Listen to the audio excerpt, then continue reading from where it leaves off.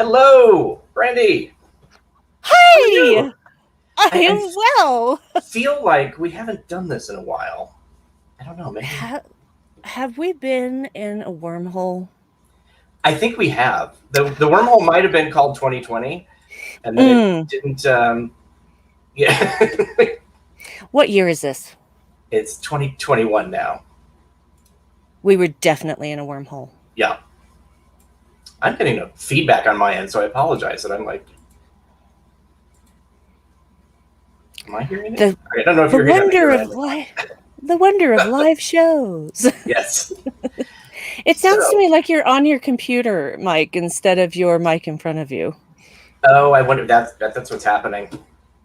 Keep talking, Brandi. Okay, I'll just sit here and vamp. So, hi guys. Welcome back to Infinite Trek. I know we've been gone a while. Wormhole, they happen. You can't really choose when you hit one, as the case may be. Except, the one that's over by Bajor. That one, actually. We know where it is, and it can open whenever it wants to. Unless, it's season... No, sorry, never mind. I'm going to stop... I unfortunately am not able to figure out how to turn off this weird echo. And I don't know where it's coming from. Echo. Well, you don't sound echoey to me, but you probably sound echoey to yourself. Oh, there. I think it's gone. Weird. Is it gone? Oh. Yes, it's gone. Thank you. Sorry about that. It's not an Infinite Trek without some sort of weird audio technical issue. Yes, or Brandi suddenly dropping out, or, Yeah. Mm-hmm. How is that internet issue? Better? It depends on the day. So, if you had joined us in our original run on Outpost 13, we would occasionally just be speaking, and it would be this weird, like, Brandi's just staring at me. Mm-hmm. And you're like, oh, what did I do? And then she's gone. Yep. I freeze. And sometimes I'll freeze in really weird freeze frame. Like I'm about to say something, and so it'll be like,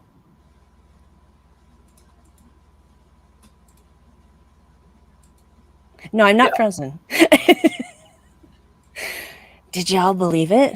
Did you believe it for a second? Maybe. There we go. I can hear you clearly. Oh, good. Now. Yay. I don't know what's happening. I think that technology. I have gremlins. Or nanites. Nanites. That's what they are. Wesley has been leaving those stupid things all over the ship. They're not stupid. They actually have formed a collective consciousness and created their own civilization. Okay, Wesley's the one who's stupid for leaving the thing now. Hey, he didn't know that they were going to become self-aware, okay? So there you go. Great. Who was going to predict that, really? Exactly. Really? Well, and it's funny, depending on which episode, you could say that they were going to be self-aware, or they wouldn't. It would just be whatever the writer chose. There didn't seem to be any... When people say, I don't believe that the person's sentient, or that being sentient, or whatever, there's a lot of precedence to take that viewpoint, or the other viewpoint. It just depends on which Star Trek episodes you're watching. So I always felt like whoever was arguing what, every side had kind of a valid argument, because it just depends on what resource you're using, or your source from the background. So, yeah. But we are now moving to a roundtable format where once a month we're going to grab a bunch of people from the network and from off the network and tackle a topic. We're going to talk about something. It might be, ship design, which would be a fun one. We have Lower Decks coming up, so we'll probably do some sort of Lower Decks season, kickoff. But this month is Pride Month, so I thought we would talk about LGBTQ representation in Star Trek, going back to the 60s. So we're going to go by 4 different eras: TOS, TAS, and the movies. We have, I've even got backgrounds updated for that. We've got, of course you do. Yeah, the TNG, Deep Space Nine, Voyager, TNG movies. Then we have Enterprise and the Kelvin movies, and then the current Star Trek: Discovery, Picard, Lower Decks, and Prodigy. And Prodigy hasn't come out yet, but there is a non-gendered character. Yep. So I thought that would be interesting. That would be the Medusan, correct? Yes, correct. Yes. So I'm going to bring all of our guests on. We actually have another guest, Jessie, who will be joining us hopefully soon. And so here we go. We have Dan Gunther from Kurt Trask Productions. Hi, I didn't know I'd be first. I'm sorry, I'm just going by alphabetical order. I'm just like, I feel like this is the Hollywood Squares or something. It's like, Johnson Lee, come on down from Deep Space Pride, and his co-host Mike Thurlow, which now none of it's in the right order. Cool. Why did it go clockwise? That's so weird. No. Oh, well. Whatever. I think I can do this. There. Oh. I have that was something they added after COVID, and people were using StreamYard a lot more. They're like, let's give them the option to do that because that's what everyone was clamoring for. We weren't. There are a lot of other things they could have fixed, and that was not one of them. Yeah. Okay. So anyway, welcome everybody. If you want to, quickly give a little intro to yourself, and we'll go in the order, whatever. if we're going in clockwise order or counterclockwise or however you want to do it. So, I guess. Start Dan? Sure, why not? Sure. My name's Dan Gunther. I have a YouTube channel, Kurt Trask Productions, talking mostly about Star Trek, but a bunch of other stuff as well. I also co-host the Positively Trek podcast with Bruce Gibson, where we celebrate the positivity and awesomeness that is Star Trek. Yeah. Awesome. Mike, you want to go next? Yeah, sure, John. Sure, why not? I'm Mike Thurlow. I am one of the co-hosts of Deep Space Pride. We take on we love Trek, and so we talk about anything that kind of comes up, and look at it from a gay perspective. So cool. And I'm Johnson. I am Mike's co-host, also of Deep Space Pride, a gay Star Trek podcast, and Mike already kind of did the intro, so I have nothing else to add. But yeah, we're here, we're gay, and we love Star Trek. Nice. So where I'm thinking we're going to start with just the TOS era, and obviously there was no gay representation. There was no it wasn't even a few years until there was actually gay characters on regular television. So what was kind of the feeling that you got from the original series? What if you were, I'm trying to think how to phrase this.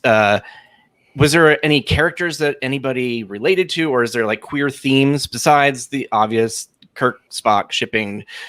Steve Shives just did a video about this, and it was pretty interesting, just about how in the lack of having representation, people will find it.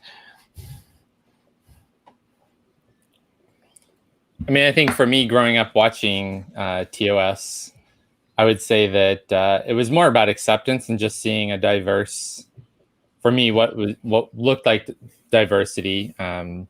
This is well before I came out or anything like that. So I would say that it just really envisioned a future where diversity was the norm, acceptance was the norm, and your humanity was was kind of the central point of who you were, and just going from there. So I never really thought about it from as Johnson and I were talking a little bit about the notes and things. There wasn't a whole lot of representation in TOS, and that's okay. I don't think it was, like you said, it was a couple of years before there were actually gay characters on TV. Mm-hmm. I didn't realize from your notes that George and Gene had talked about having a gay character on Star Trek. That's interesting. I never knew that. I think it was just one of those, there wouldn't be a show if they had done it. It just it probably wouldn't have even made it to the point of getting on air. Yeah, especially with all of the turmoil with the network and always being on the cusp of being canceled. I think that would have just thrown it overboard. So, yeah. I think it was interesting how,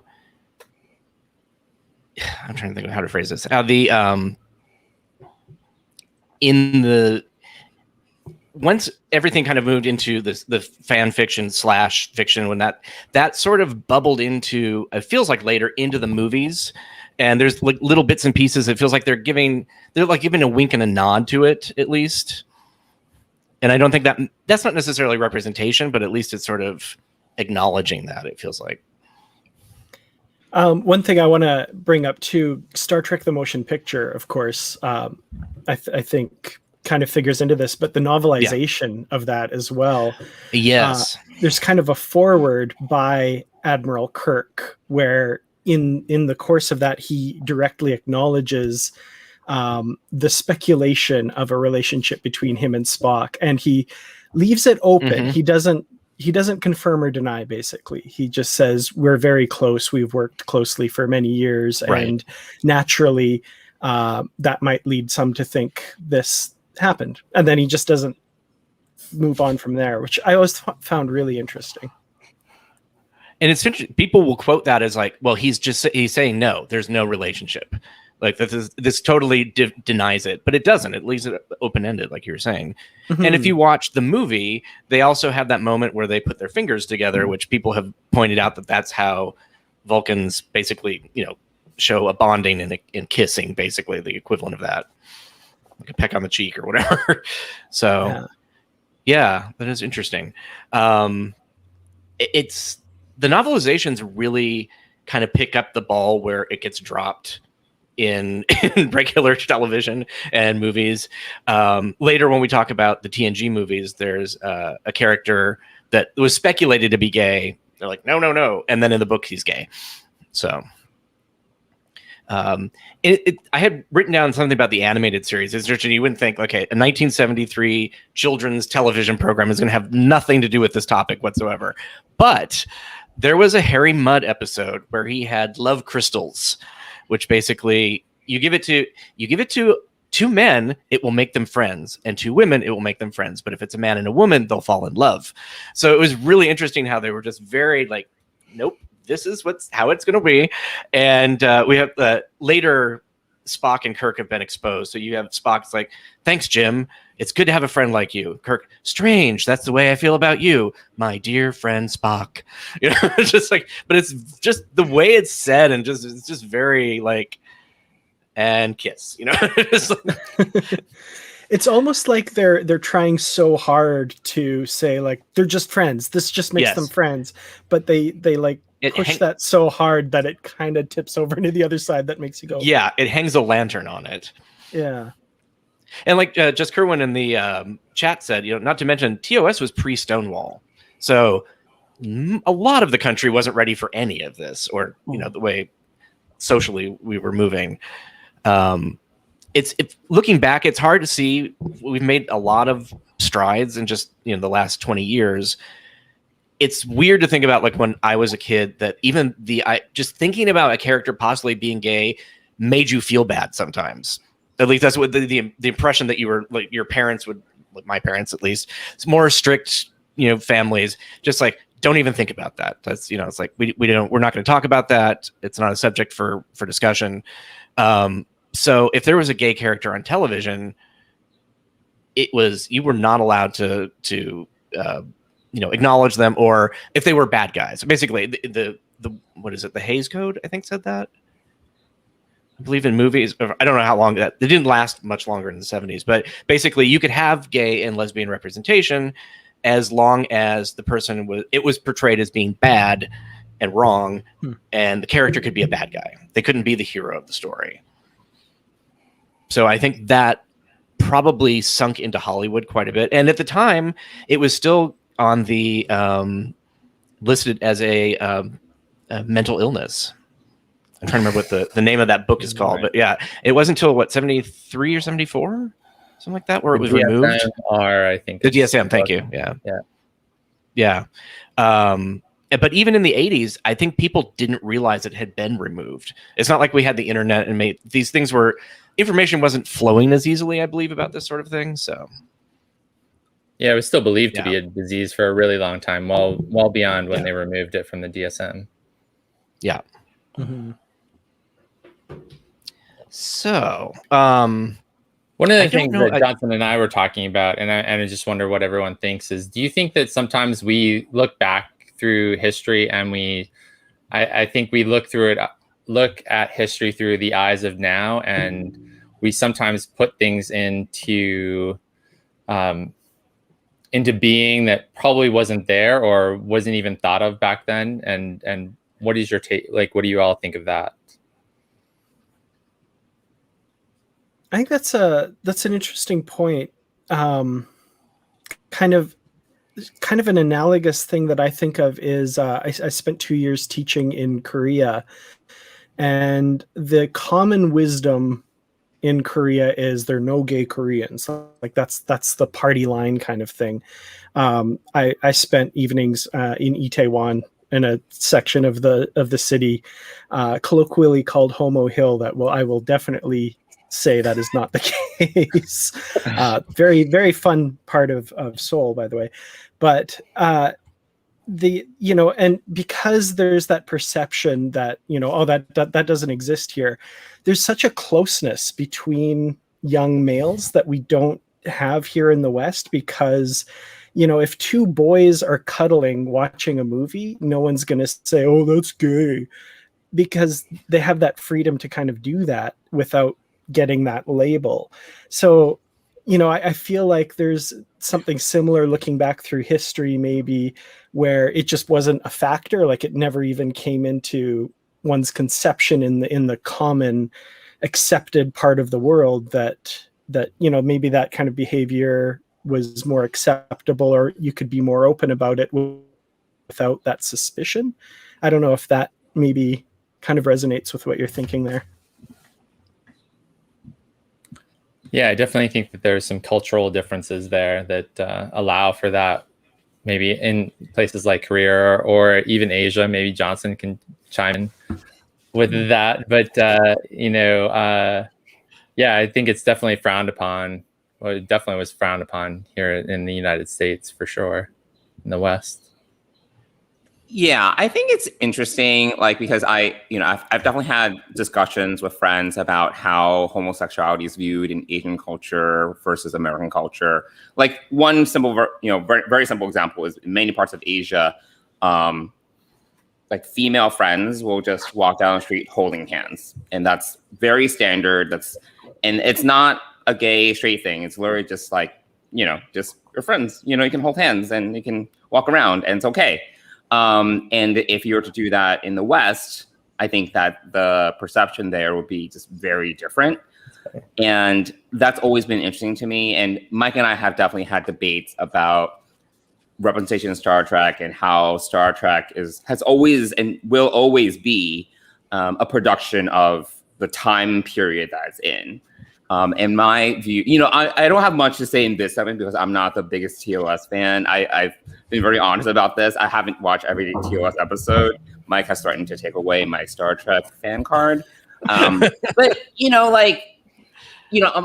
at the same time, I actually think that TOS is, personally, I think it's out of all the series, is probably the most progressive and the most challenging when it comes to representation, for many reasons. And one of those would be the larger effort in making such a diverse cast appear on screen, and having those interactions be very just standard, very like, this is how it is. And for that day and time, it was not seen anywhere else. And personally, I say that the TOS, even though, again, I wasn't a huge fan, is the most progressive, is that I feel that, and we can debate about this as we progress through the series, I feel that overall, in terms of representation, I think Star Trek as a whole, as a franchise, probably has been a little bit behind, I would say behind the times when it comes to representation, where it has had to catch up in some ways.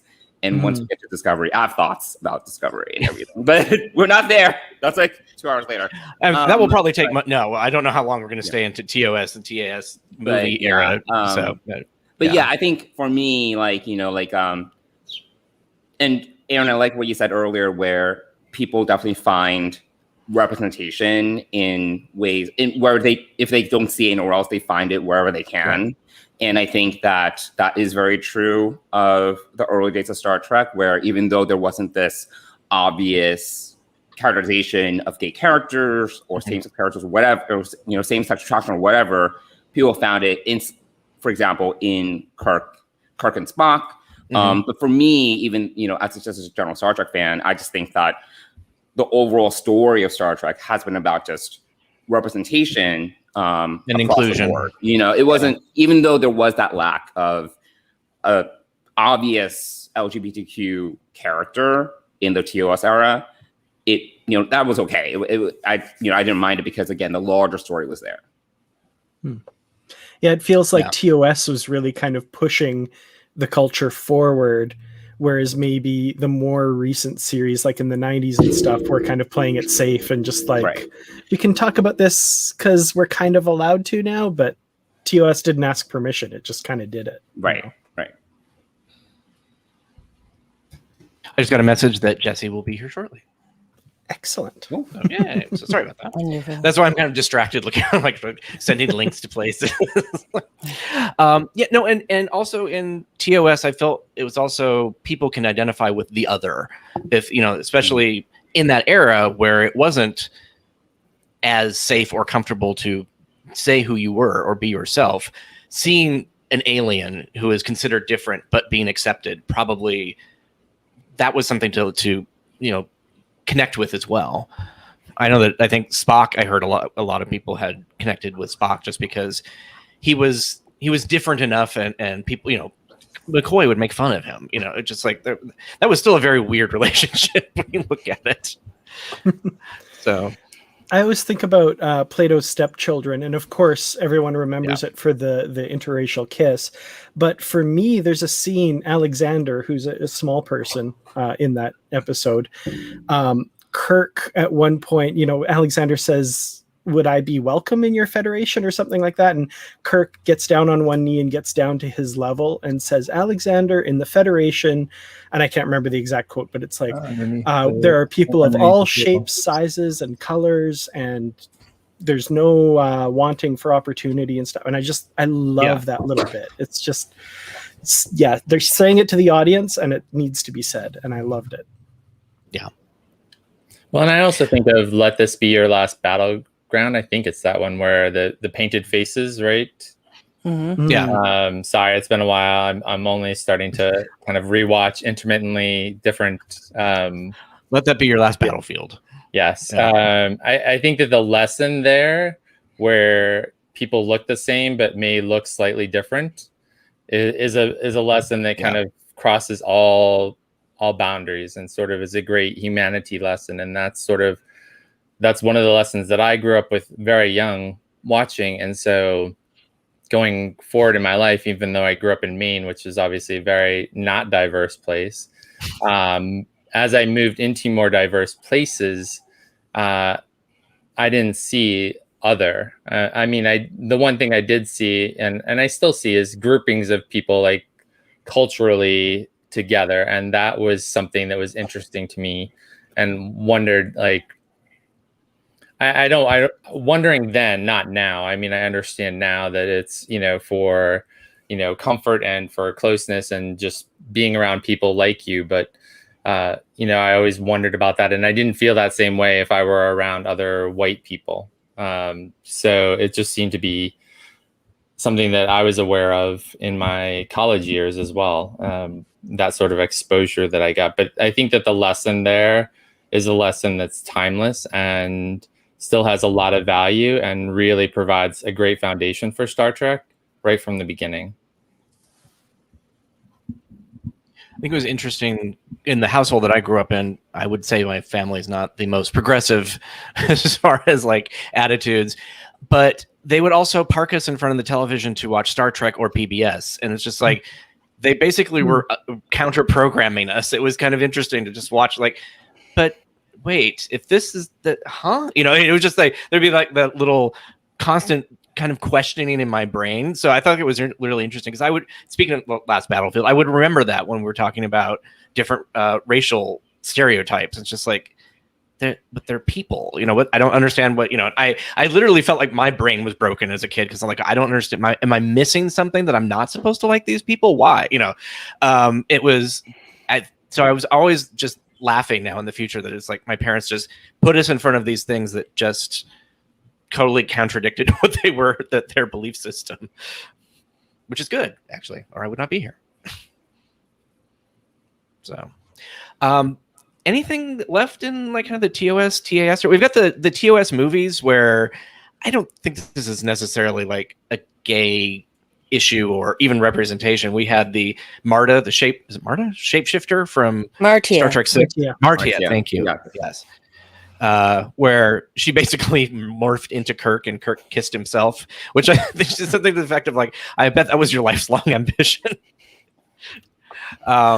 So, but I that was one of those, like, I think it was a haha funny gag. It doesn't really, I don't think it was meant to be anything specifically. I actually think it was more leaning towards the fact of how much William Shatner loved himself more than having any gay implications at all. I mean, I think it's well known that William Shatner thinks he's the shit and I'm sorry, I didn't mean to. I forgot the rule. I'm sorry, Aaron. No, that's okay. We can edit that in audio or in post. No, but I think that word is not as bad as some of the things that we had on our last roundtable, like Thanksgiving. Yeah. So I think that that's really sort of, it's almost his in joke, and I'm sure he played along with that because I think it's really well known how egotistical he is and narcissistic. So. Definitely. Should we move on to the TNG era? I know that Jessie will be joining us soon, and she definitely has a lot to say about Jadzia. I know, because that's like one of her favorite characters. Well, we can start with TNG first before, and we can wait. Oh yeah, with DS9. Yeah. There's a lot. Well, and again, this is where we were like, we're gonna have another character who's gay, or we're gonna have a character who's gay. Like Gene promised that at a convention, and David Gerald, who is an openly gay writer who wrote The Trouble with Tribbles, worked on the movie, worked in the TV show, worked on TNG first or second season, up to there. It just seemed like the next logical step for that. That would have been Star Trek being very progressive, right? And it clearly did not happen. Didn't happen. No. In fact, there's even an episode when they do the episode with the Trill. There's almost a line that Crusher says that feels like she's apologizing for Star Trek in some ways. So we can get to that if we want to talk about that, or do we? What's sort of your initial thoughts on representation in the TNG? Not the TNG era, but in TNG itself. Was there any? I'm trying to think. I'm like, that's a larger question. I mean, well, there were. Okay. What are the small attempts at trying to get to it? I guess would be a better way of putting it. Yeah, I think I think the two episodes that stand out for me probably would be the host, which is the Odon episode you're talking about. Yeah. And also the Outcast. Those are probably the two most prominent ones in my mind, which I think, and I say this to Michael all the time, I think that Star Trek is most effective in terms of storytelling when it's through metaphor. So I think that's really where it gets a little bit smart, where it's not so, I mean, let's be real, Star Trek isn't always the most subtle show sometimes in terms of messaging. You mean like the half black and half white person? Yeah. But yeah, I think those episodes were interesting attempts to kind of push the envelope a little bit. The host definitely, I think that there is something. I mean, first of all, it introduced us to the idea of the Trill, which is very interesting. And that obviously dovetailed really well into Jadzia's character, which we'll have plenty to talk about. Yeah. I think the Outcast in particular for me is probably the one that was most interesting in terms of trying to introduce a character that was essential. It was kind of confusing because they were trying mixing all these ideas together. And back in the day, I think that they didn't have all these definitions that we have now. And this is why Mike and I also talk about how sometimes looking back, it's like, oh, that was interesting, but it was problematic because it was this character that was essentially non-binary, but there was leaning towards a specific gender identity, but that was also tied up to sexual attraction, which is, as we know today, or as we define it today, and it's always changing. There's delineations between gender identity versus attraction. It's not all the same, but I think it was at least an attempt to try to introduce a character that didn't fall into the definitions of the norm that we had back in the day as to what gender identity was all about. And it was obvious, it was an obvious attempt to tell that story where society is trying to place specific restrictions around how this person should be defining themselves, should be operating in terms of like specific gender norms. So I did think that while it was a little bit messy, I definitely applaud the attempt in that story to kind of introduce this kind of character. Yeah, definitely. Oops, sorry. I've always the felt Outcast. like, sorry. Okay. Sorry. No, go ahead. I feel like I'm lagging here.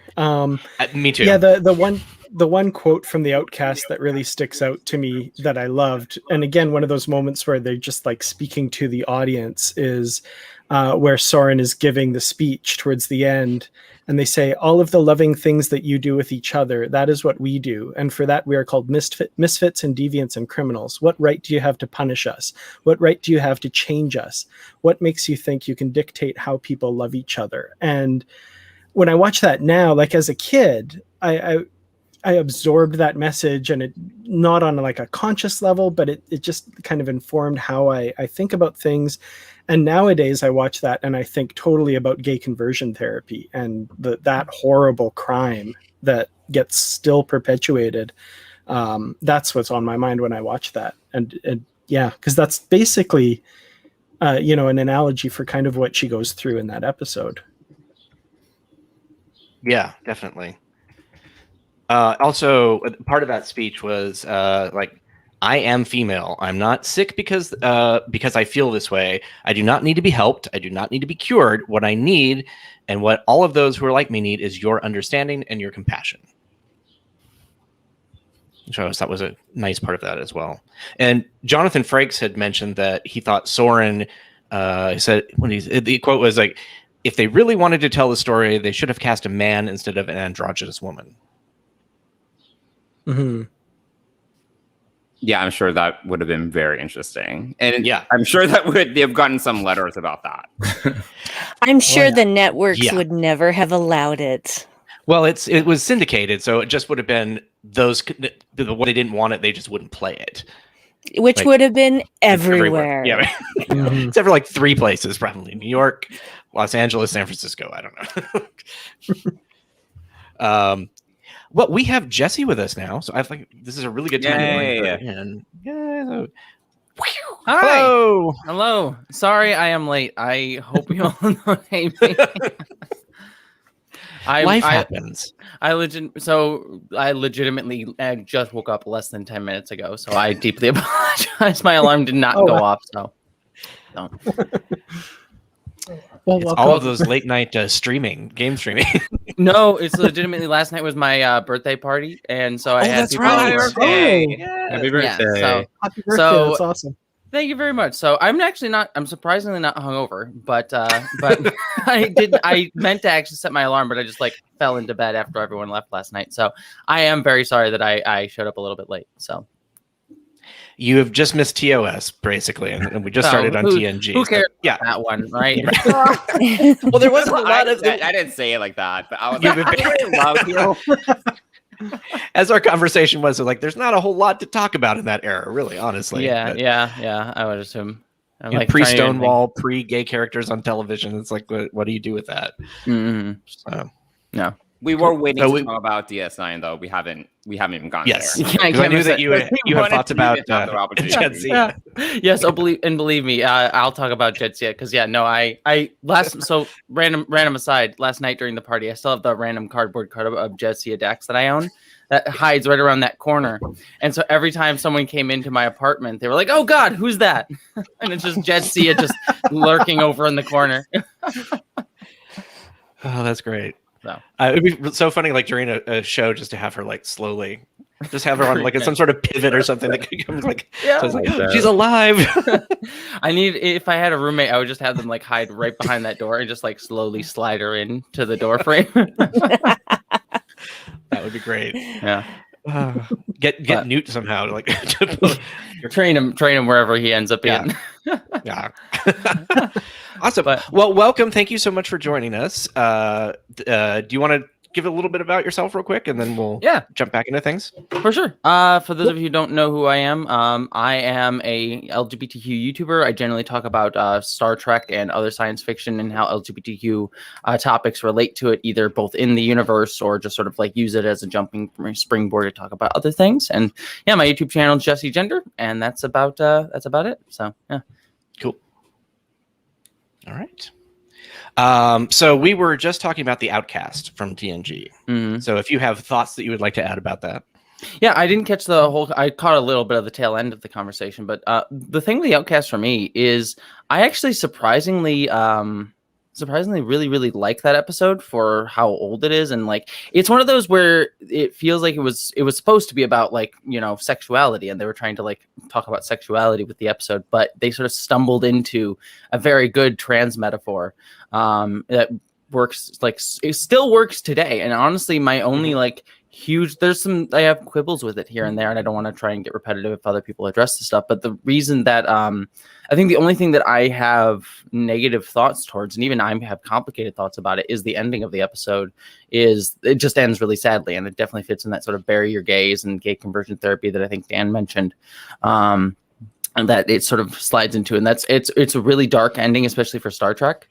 But there's an element of, while I really dislike that ending, while it does fit into the trope, there's an element of this sort of like idea, like, well, it does at least spurn people to want to do more and want to try and help. I have had people tell me that they watched this episode and they were like, oh, I want to make sure that never happens to LGBTQ folks that I know. So it's one of those, like, I wish Star Trek didn't do that, because there are so many other shows that ended sadly in that way at the time, and in the context, there's just so much bury your gays.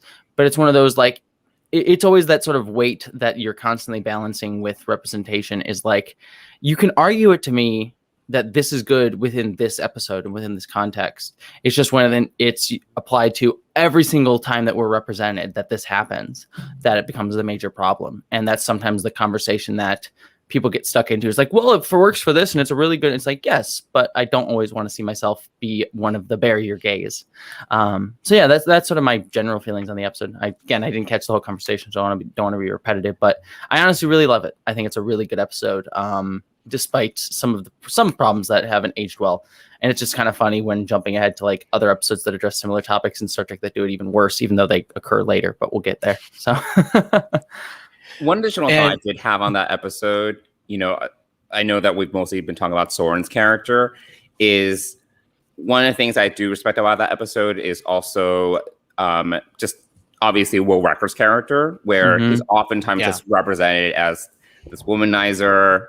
That, you know, that's usually how he's represented on the show. But I think what's interesting about this particular episode is that it also kind of frees up his character a little bit, expands the character a little bit, where he just finds this connection with this person who is neither gender, and in some ways it doesn't matter. You know, like obviously she ultimately has an attraction to him and defines herself as female, but that isn't whether or not that was a definition in terms of how she defined herself wasn't what Will was attracted to. In the first place. It was really that connection, that chemistry that they had. So I do think that that was also something that was interesting to me watching this episode. And he fought for Soren, not because necessarily like how she defined herself or where she was leaning in terms of gender identity, is just who that person was as a person. And that speaks interestingly to like trans people and sexuality, and because we're often seen as like not desirable, when that's the overriding message that people send, is like, oh, gross, trans people. That's the transphobia that people put out. And it's like, no, there are many people that find trans people attractive. Believe me, I can tell you from my personal experience, and also just like people will find people attractive. That's just how that works. And so it's nice to see like a character like Riker, who is known as the horn dog of Star Trek: The Next Generation, to be like, hey, look, I'm attracted to people regardless. So that's totally it's just, and there's no real question of that. Honestly, it's honestly kind of like, it's an interesting sort of thing that we don't really talk about too much, especially in Star Trek. This like representation of like attractiveness. And something that I wish Star Trek did more of, because there's definitely sex in Star Trek, but sex in Star Trek is very much like, oh, the stereotypical beauty standards, and like girls have to look super hot and wear the cat suits. And so it's nice to see Star Trek every once in a while, especially in a character like Riker, where he's just like, it doesn't matter to me about physical attractiveness, or like I'm interested in different types of what it means to be physically attractive, and just outside of the stereotypical beauty standards. Even though, again, Soren played by a female cast member and things like that, so there's still not perfect representation, but it is something that leans that way. That's interesting. So, and it's interesting, like watching these shows originally when they aired, and speaking with friends and stuff at the time, when we talked about sexuality in Star Trek, it always felt like they were attracted to pretty much anybody, but we're only seeing the male female, connections or whatever. And I know that's dumb, but it was just one of those like, well, it's Star Trek. It's the future. Of course that they would be, oh, there goes Newt. If they would be open about all of this. So it always felt like, well, eventually we'll get there. We'll see that this happens. It's like if Star Trek continues into the future, but it took a lot longer than we thought it would, I think. Yeah. So, but yeah. And when you were talking about the Outcast originally too, I think the ending, Star Trek has always been about the future, but also reflecting the time we were in. So I don't know. Yeah, it would be nice if it had a different ending, but I think it also might not have been very genuine for the time period. It would just be like, well, that's not realistic. That's not, it would be great if things ended like that, but that's not how the world works. But it should work like that. And just like, so I think there's that balance between what lesson they're trying to tell you and what they're trying to reflect in modern day, and what we would hope that Gene Roddenberry's future would have created. Yeah, it's one of those, like, I just wish they had been more just more representation. Like, again, it would have been fine within this, but TNG just had so few representations of LGBTQ characters, and it's even something that when they did, it was all negative. The endings never seemed to be happy. Yeah, so that's And even I remember I did some research on this years ago for another video, and it turns out that Roddenberry actually said to the Advocate, for those of you who don't know, the LGBTQ magazine, and if those of you in the audience who don't know, I actually used to work for them, but he actually told the Advocate before he passed away that he wanted to add a gay character to Star Trek. And he wanted to have like characters in the background sort of being like in 10 Forward, like maybe a couple that were like clearly gay in the background and something like that. But I don't know how much that was lip service, like, because Gene Roddenberry sometimes like to say things that he wasn't trying to do. But it was an interesting sort of find. I'm like, oh, I didn't realize he said that in an interview that he wanted to do that for Next Gen. So he also said in a convention in 1987 before the show launched that yes, that there would be gay characters in Next Generation. So he definitely did that. He definitely followed. And there's also the story that was never made. There was David Gerald's Blood and Fire script, which was a metaphor for the AIDS crisis, basically, and it just kept getting watered down. And basically, the people complained that the script had blatant homosexual characters. My response was, duh. Yeah, that was kind of like, that's the point of this. And of course, Gene's lovely lawyer, Leonard Maislish, I think is the one who kind of put the nail in the coffin of that story. And that's when David Gerald left the show. And it turned out, it just never happened. And then they actually turned it into a fan film episode not too long ago, but they said it in the TOS era. Yeah, it was. It's a good fan film. I actually remember watching it way back in the day. So, yes, and seeing James Kirk's nephew being gay was fun. Having Kirk had to deal with like his nephew getting married was hilarious. So that, I mean, it really would have been interesting to see what that script would have been like if it had gotten through, how watered down it would have been, or would have been one of those like, it's better that they just didn't make it. Yeah. At the time, Yeah, it's something that, like, especially at the time, that dude, it's honestly sad that they never addressed the AIDS crisis, especially at the time. I think the only time that we even get something akin to AIDS is in Enterprise, which we'll talk about, I'm sure, in a little bit. But it's way too late. yeah, very much so. So should we move on to Deep Space Nine? Let's do it. I'm trying to even think if there's anything else in TNG. Yeah, no, I know people have referred to the binars as something. I don't know. It feels like that's a reach. There's non-gendered species, I guess, and there's an element of like you can find yourself in those sort of things. Yeah, but I think a lot of it is you can find, if you're looking for something, you can find something to reflect. This morning, Council of Geeks had Luca. Is that the name of the Disney movie? Yeah. Is that queer baiting? And and kind of what you were talking about earlier. It's like there can just be a male friendship that isn't necessarily meant to be a metaphor for being gay or a gay relationship or anything like that. So I think some of the times, it's fine to read into it if you want to, but not everything is that intention. Yeah. The only thing I would say, and apologies, I've had many thoughts. This is me just jumping in and having many thoughts. But the only thing, because I just wrote about it for another video that I'm going to do, but the thought that I have with the binars, and the only context that I really can bring them up in is back with, and we'll get to the specifics of this later on, but with Star Trek Discovery, when people start bringing up like, oh, these are the first transgender non-binary representations of us, trans non-binary people in Star Trek. I see people on the sort of bad actors point to like, well, we had the binars, well, we had, the Janai, well, we had the cogenitors, and it's like, yes, good for you, gold star for you for figuring out that they were trans metaphors and people read ourselves into them, but that wasn't explicit representation at all. And there's a difference between like, oh, look, non-binary aliens, and a person who is non-binary that could be like explicitly stated as such and is represented as such. So that's literally the only time I see them really brought up in an interesting conversation with the binars. But yeah, definitely. Cool. Deep Space Nine is just all sorts of metaphors and all, just some great offhanded remarks as well, which just make it like, oh, okay, well, there, Jessie is totally fine with Ferengi being gay or something like that. So, where do you want to jump in on this? Like, feel free, anybody, to take the field.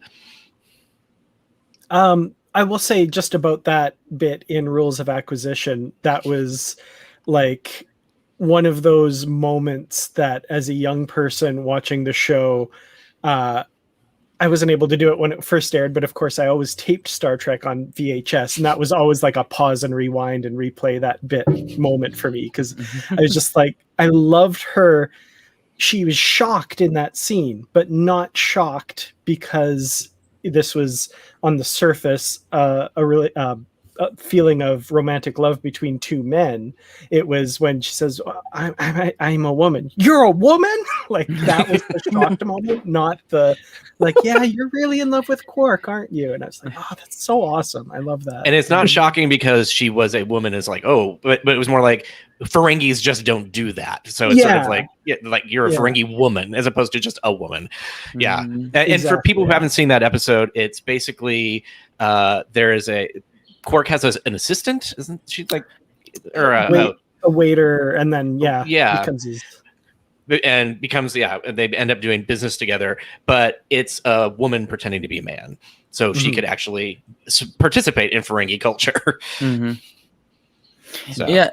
So many interesting thoughts with that, because I have seen like there's this element of the trickster gender character, and like it's not really it doesn't necessarily fall into like the worst versions of that trope, because here it's like it's more about the misogyny inherent in the Ferengi society, but there is also an element of like there's an old trope of like it applied a lot more to trans women than to trans men, but not always, where like, oh, a trans woman would pretend to be a woman in order to like have sex or get something, or like be a trickster sort of thing, and that it does apply here, but it sort of skirts around that because it's more about the misogyny of the society, which is like super way more interesting and clearly needs to be addressed is in that sort of mode. So it was nice.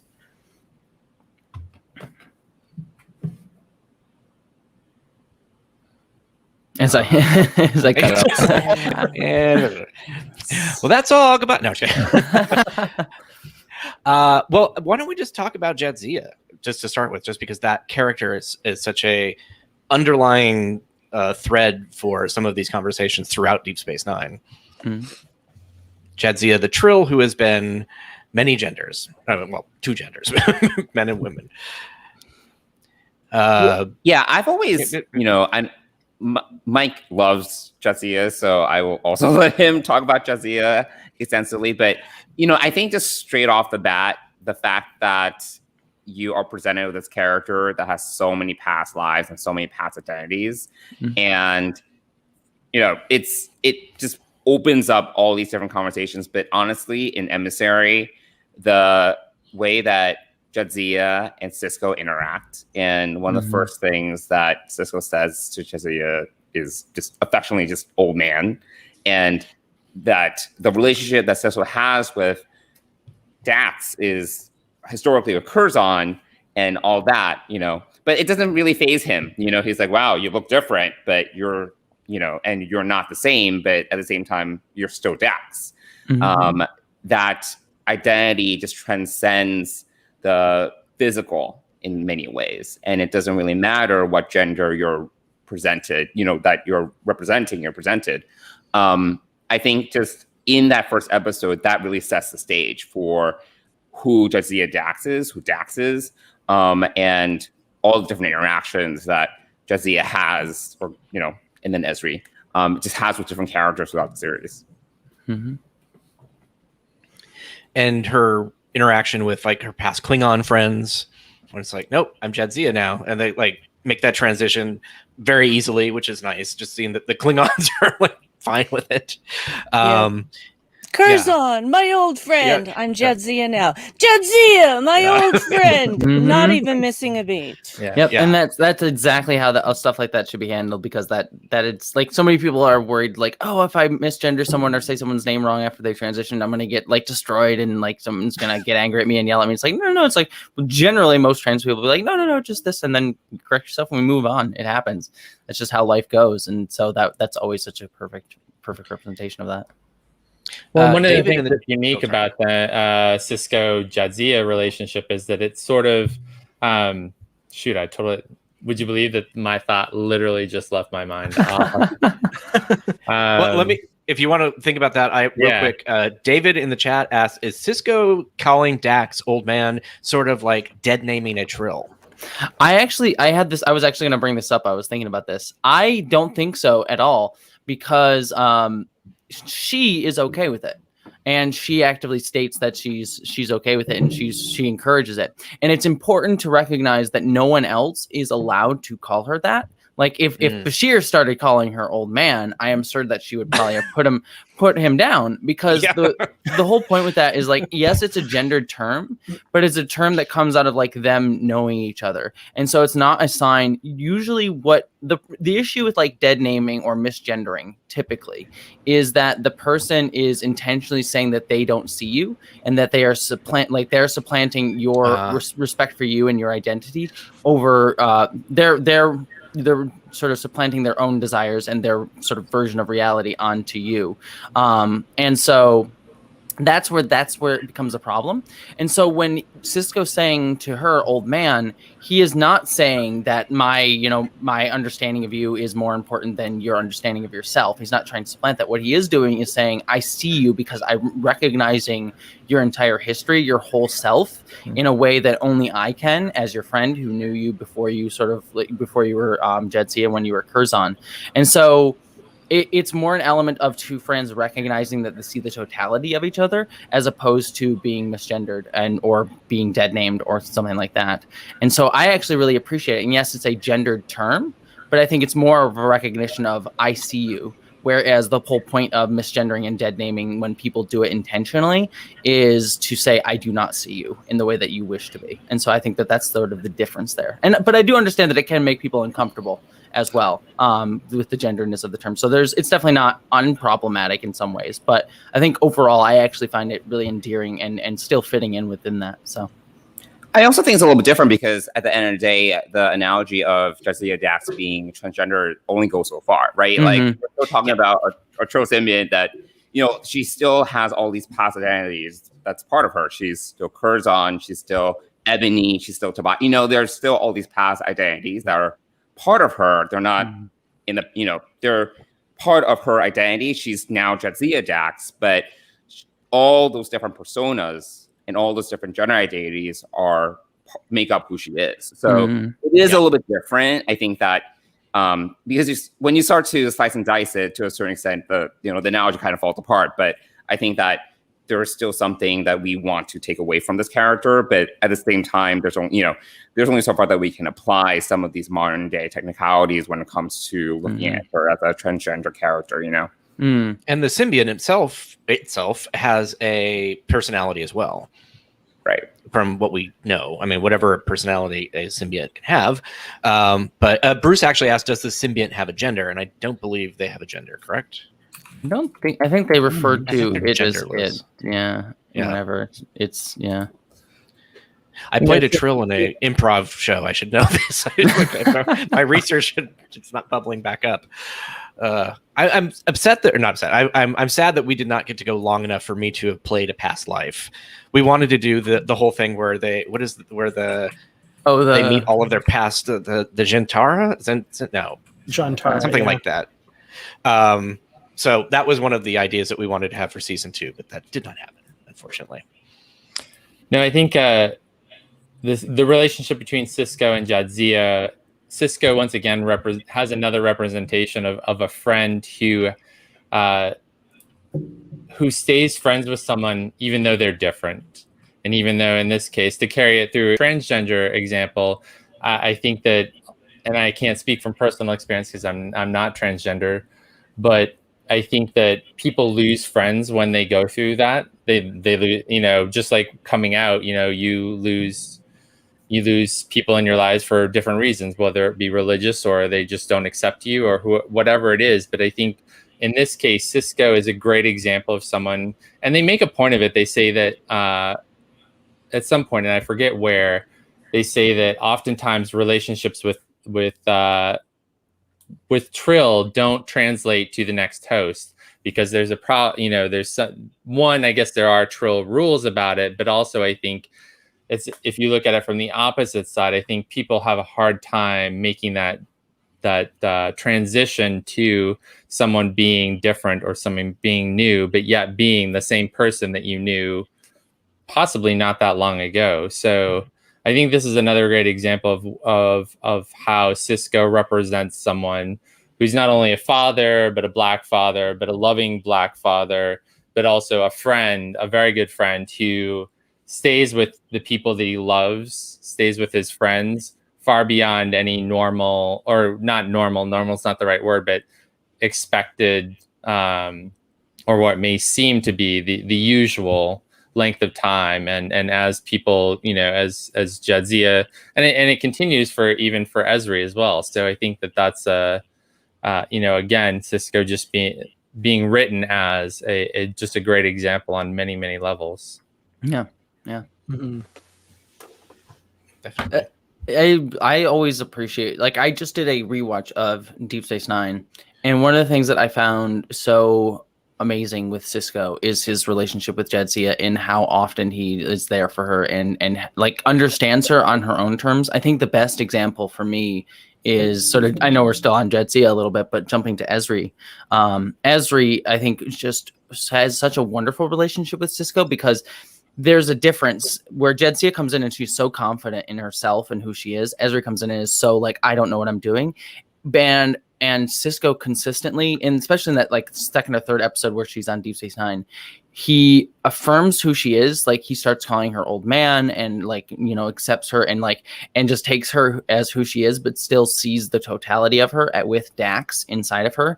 He's just like, I see your anxiety. I see what you're dealing with, but I still see you as the whole person that you are. And just like plays around with her, jokes with her, pushes her, and also is tough with her when she needs it. It would have been very easy as a friend to be like, all right, I'm just going to be affirming and the whole time. But like when she's like, she completely doubts herself. He's like, all right, well then, you know what? Then get off my ship or get off my station if you're not going to do this. And he knows he's not actually doing that. He's doing it more just to be like, all right, I'm going to give a firm stance here because she needs it. And as someone like this is something that I personally resonated with. I don't think it needs to necessarily be in a trans context. This is definitely not something exclusive to a trans context or an LGBTQ context. But I also know for me personally, when I was coming out and I was sort of like, am I really like, is this really like, am I really a woman? Like, I don't know if I have any right to be a woman, like that sort of idea in my head. And I had a friend of mine who literally was like, no, you are. Get over that. Like, just like this is who you are. And I see the totality of you, but I'll also push back against you when you're being silly. And so I just thought that I just resonated personally with that in sort of my early phases of transition. And Esri to me just so perfectly in so many different ways. I did a whole video on it, like in so many different ways, just perfectly captures like early transition trans people. In my opinion, it's by no means exclusive to trans people, but it's something that I just deeply resonate with. And it kind of works with coming out too, just in general. If you're, just that whole assuredness and just wanting to just crawl back into your hole and not be part of the world. But when you have a good friend, like a friend is not somebody who just gives you constant affirmations. They are also the one, like you said, they tell you when you need things you need to know, and they might not be pleasant. Mm-hmm. So yeah. But yeah, I always love that supreme confidence that he shows in her. Like, you're Dax, you'll get this. Like, yeah. Mm-hmm. I love that. Yeah. I think you're also that. Oh, sorry. Oh, sorry. No, good. No, I was just say you're also that person who was the murderer, but that's okay.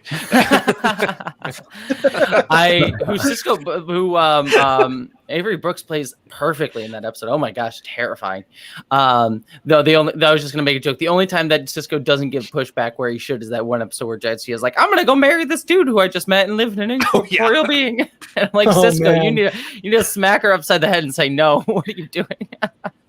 Oh yeah, no, what was that called? Shoot, Meridian. Meridian. I was going to say Equinox. No. Like, that's all right. Yeah. We just call it Brigadoon. That's what it is, you guys.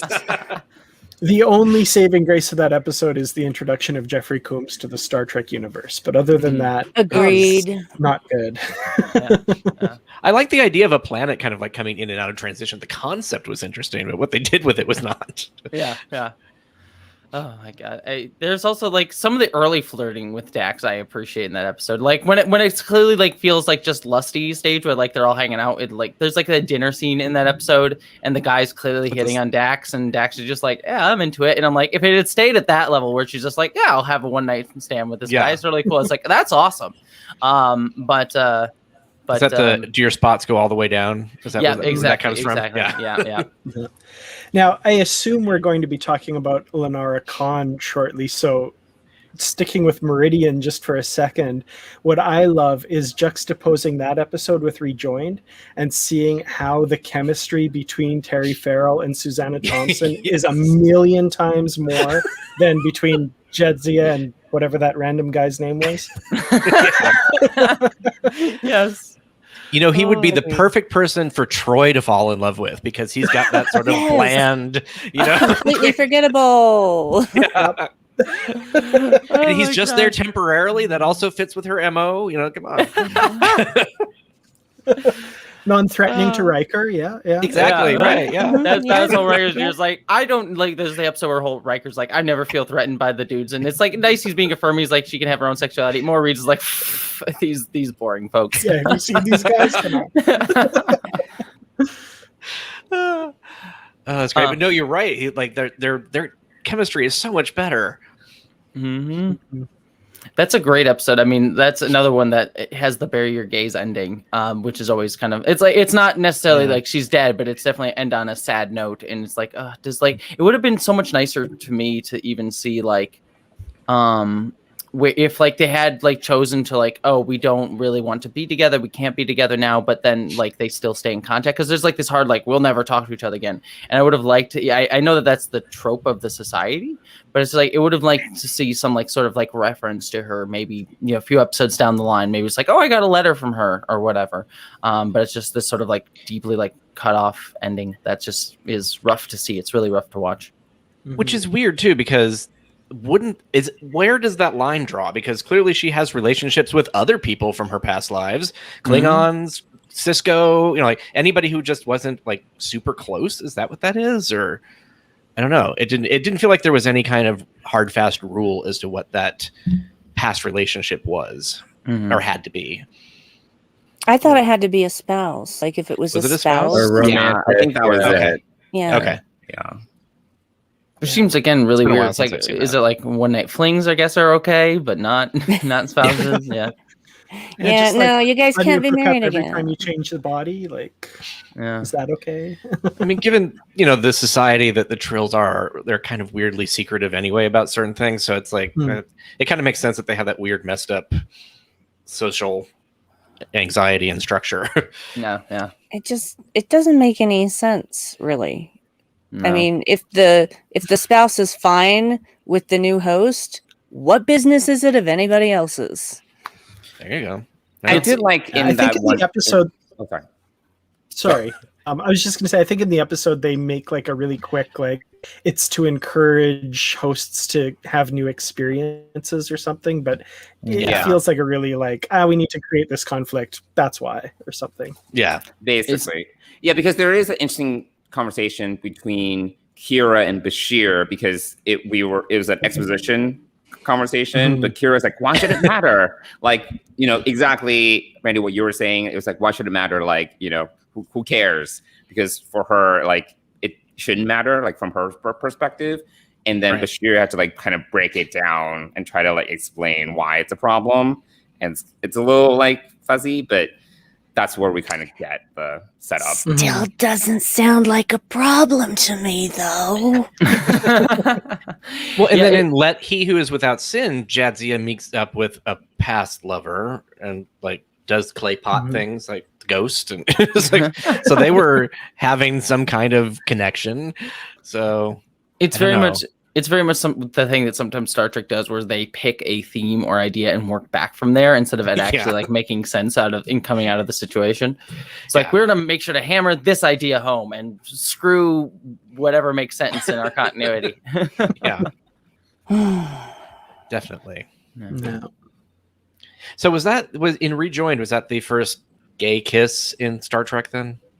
I think so. Or yeah. It also got the episode, the first, I think the first ever PG-13 or whatever the equivalent is for Star Trek rating. I think they boosted up CDMA or whatever. Yeah, they MA? boosted, Yeah. MA? Yeah, not MA, but I mean, whatever. No. It might have actually. Was it? They whatever Star Trek had always been one thing, but then that episode got a higher rating.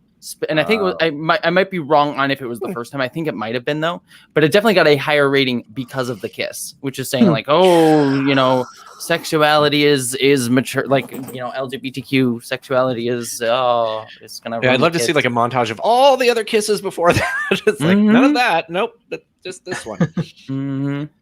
I remember watching that episode, and it wasn't the first time I watched it. It was a little later as a teenager, and I was watching it, and I remember thinking, like, as they're building up to the kiss, there's like, you know, the music, and it's very much building up to it, and like, to me viewing it, I was like, outside of the universe they created, it was like, this is a really big deal on this show right now. And for like a couple seconds, I was like, why are they making such a big deal out of this? Oh, right, 2 women. Good God. Like, I was so into the story that I was like, right, wait, yeah, real world. Oh, right. You know, like I was in the Star Trek universe for like that moment. And that moment I was like, felt equally dumb and impressed that like it grabbed me so much.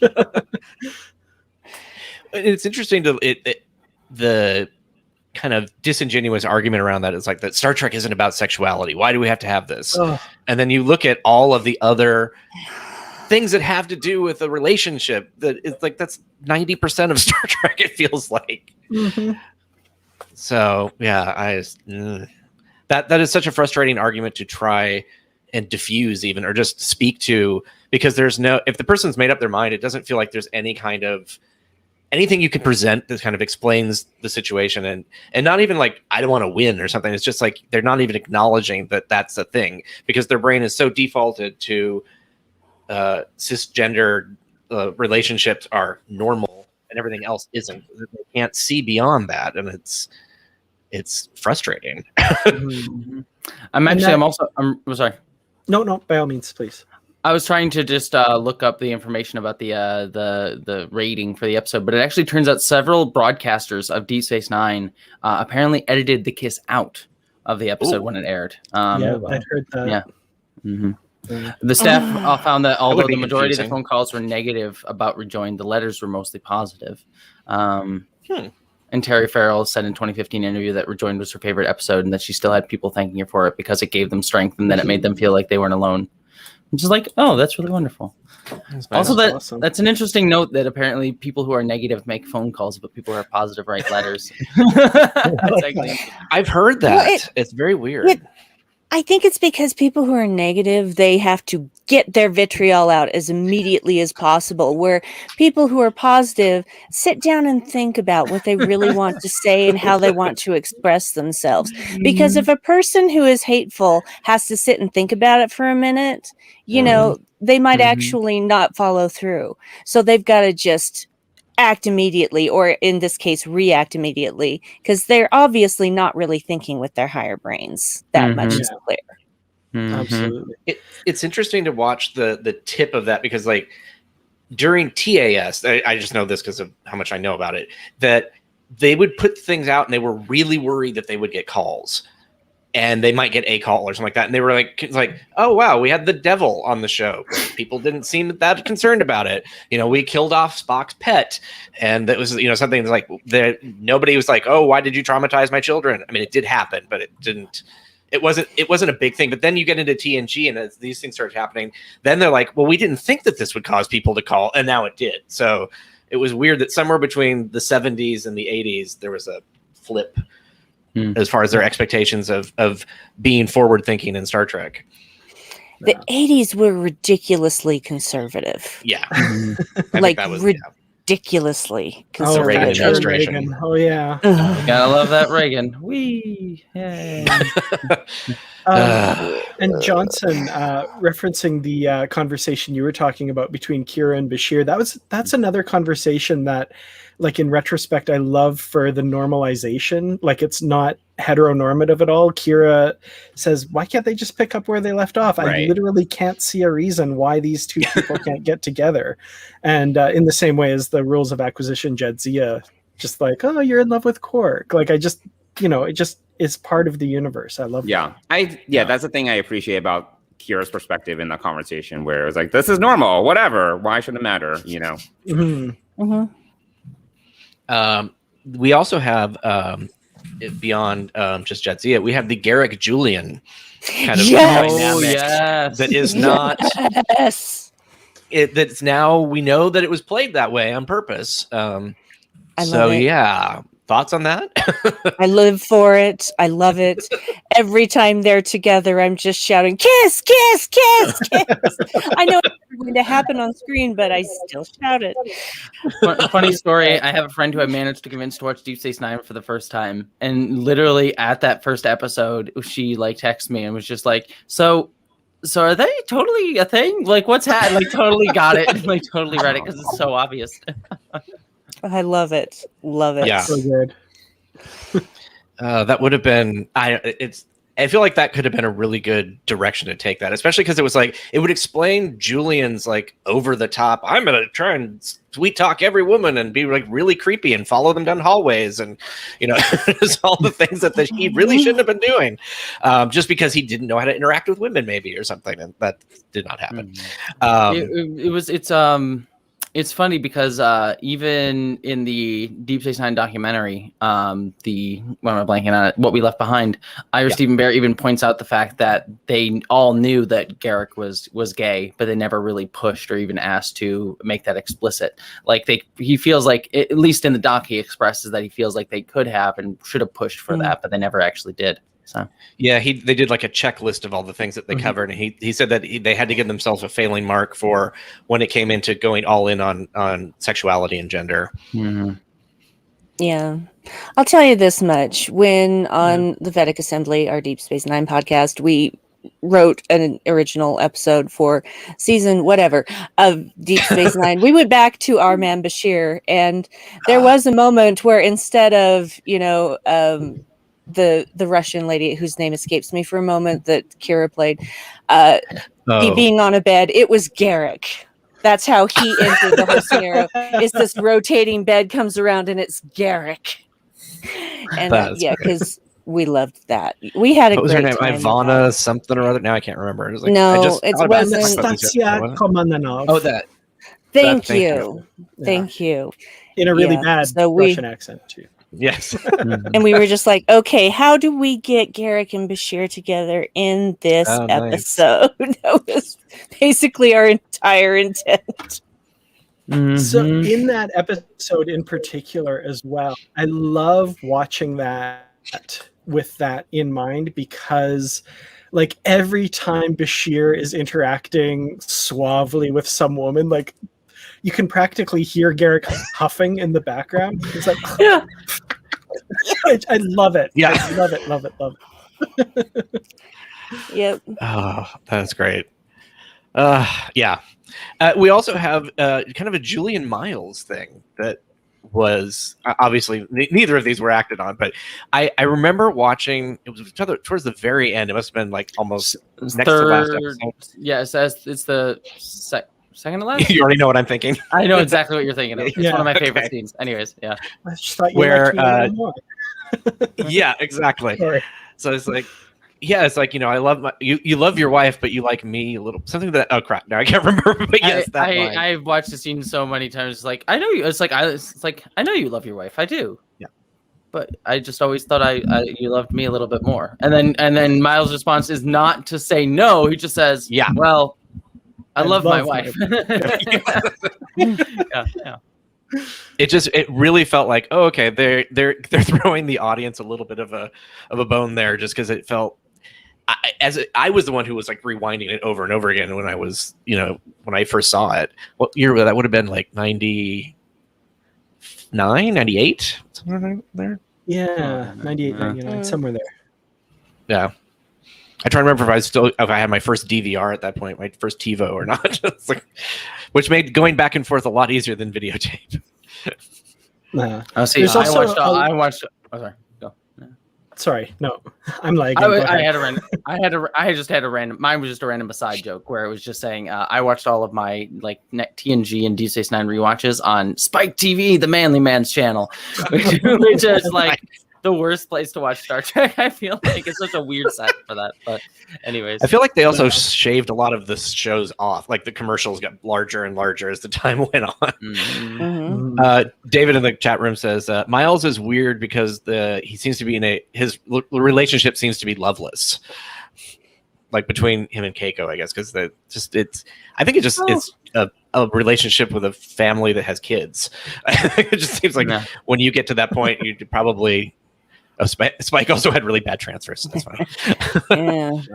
Yeah, I never really saw like their relationship that way. I remember the scene because I did our DSM rewatch last year, and it's all blurred because I watched all of it in 3 months. Wow. I do remember that scene, but knowing a lot of parents with kids, I think that there's always this thing where there's a life outside of family and that they would sometimes prefer to have versus like at home with responsibilities.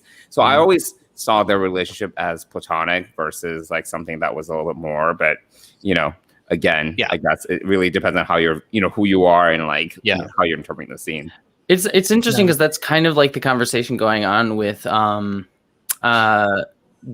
like queer readings of characters nowadays, especially after and this is a little bit more complicated, but Falcon and the Winter Soldier, of like where's the fun of like seeing these characters you can like read into LGBTQ experiences, because we don't have that a lot. Like today we have more.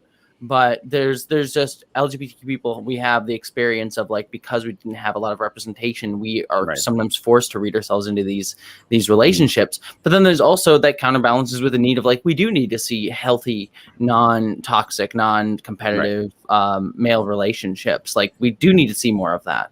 And that's sort of a conversation that sort of got mixed up today with Falcon and the Winter Soldier, but definitely applies here as well. Yeah. Like Miles and Bashir are a great example of a platonic friendship that is just super caring, and it's even awesome to acknowledge that a platonic friendship can be more fulfilling than a romantic one, as we see at the end of the episode. But it's also like because Trek had so few LGBTQ relationships, especially at this time, there's an element of like reading yourself into that relationship is important. So.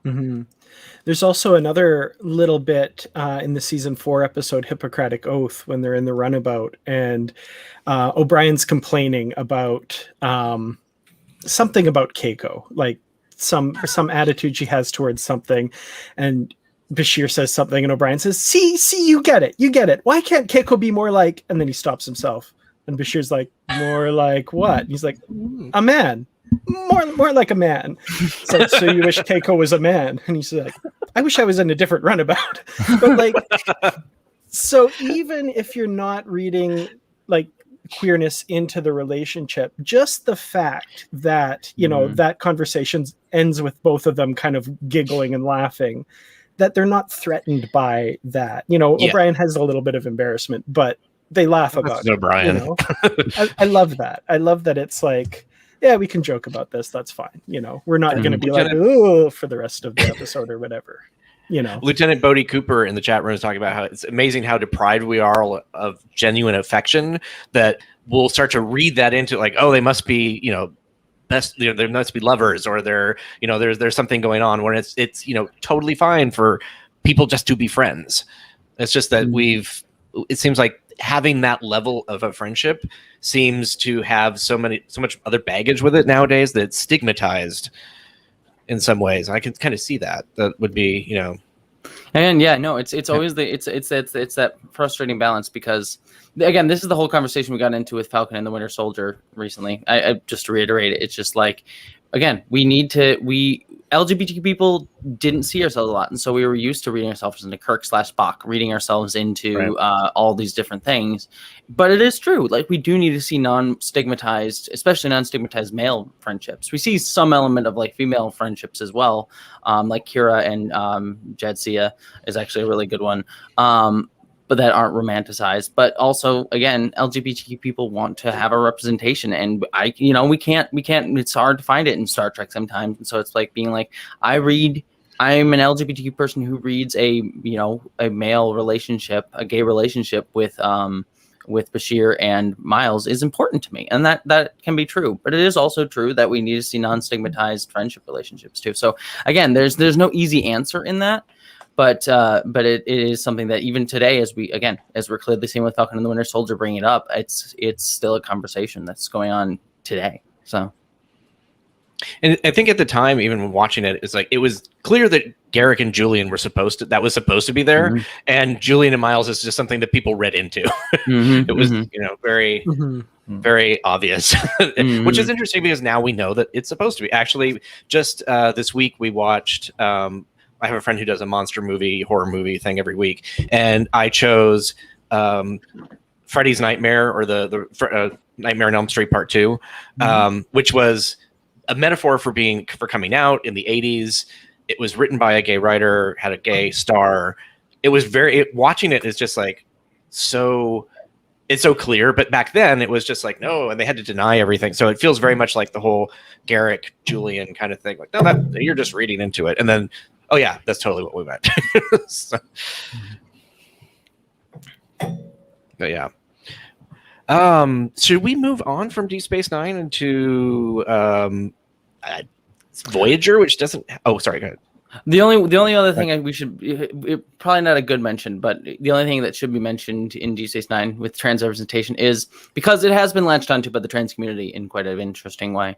The Quark episode where Quark changes gender, which is not a great episode. No, that is the actor's least favorite weird stories about that. Yeah. It's an interesting. It's one of those episodes that is very like, and it definitely falls into that tricks. That one definitely falls into that trickster transgender trope where it's like, oh, a man is just taking on the aspect of being a woman in order to get power or to in that episode like get someone to like sleep with him, sort of thing. And so that falls into the like, oh, trans women are just really men in dresses sort of thing and played for comedy. And then there's also the like a sexual like the like basically sexual assault scene that's played for laughs that's like however, so all of that stuff's there. The one interesting thing that does get brought up though with that episode in a positive way is the fact that apparently gender confirmation surgeries are just not really a thing to worry about in the future, where it's just like, yeah, I can go in on a Wednesday, change my gender, and no one's gonna care. Which speaks a lot to like trans healthcare today, because trans people are like, it's so hard to get surgeries. There's so many things you have to do. It's so stigmatized in a lot of different ways.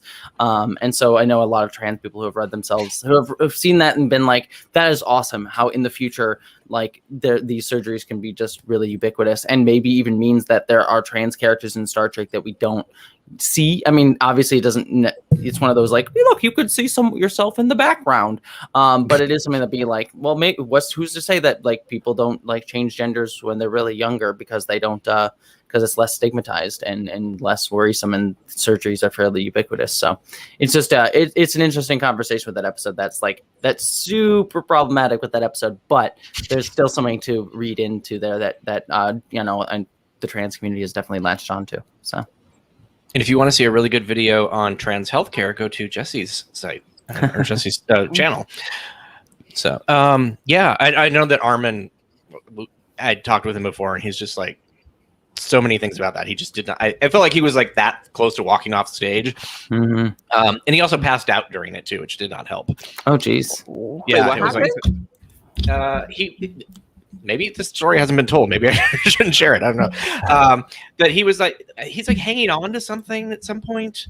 They're getting dressed or something, and they're like, to him. And apparently, because of all the stuff that he was wearing and the heat and light and everything, he just fell out. It just passed out. I didn't know that. Wow. That's Yeah. unfortunate. He was like, that was just sort of a metaphor for the whole thing. It's just like, So that was his least favorite episode of Deep Space Nine. Understandable. It's understandable. Yeah, I agree. The other thing with DS9 that we haven't talked about is the Mirror Universe episodes and Kira. Oh yeah, that's right. How do we forget about that? Yeah. Which in some ways, and I'm curious, back to where it's evil. Like she's evil, but kind of flirty. You know, this goes back to like what we were talking about before. Exactly. Where, yeah, she's a villain, but she's also like bisexual. So it's okay. I don't know. It's something Joe in Discovery is the same way. So it's more like maybe a fluidity of sexuality in the mirror universe, or maybe they've gotten beyond it much quicker than this universe has. Yeah, it's another interesting one of those conversations where it's like it's equating bisexuality with evil and loose morals, which is problematic just on its face. But there is also an element of like, when I look at the mirror universe, I'm like, this reads as somewhat accurate to what this would be, because in the mirror universe, like sexuality, it just seems like has not been stigmatized really at all. It's very, and I don't say this necessarily negatively, but it's very like hedonistic in that sense.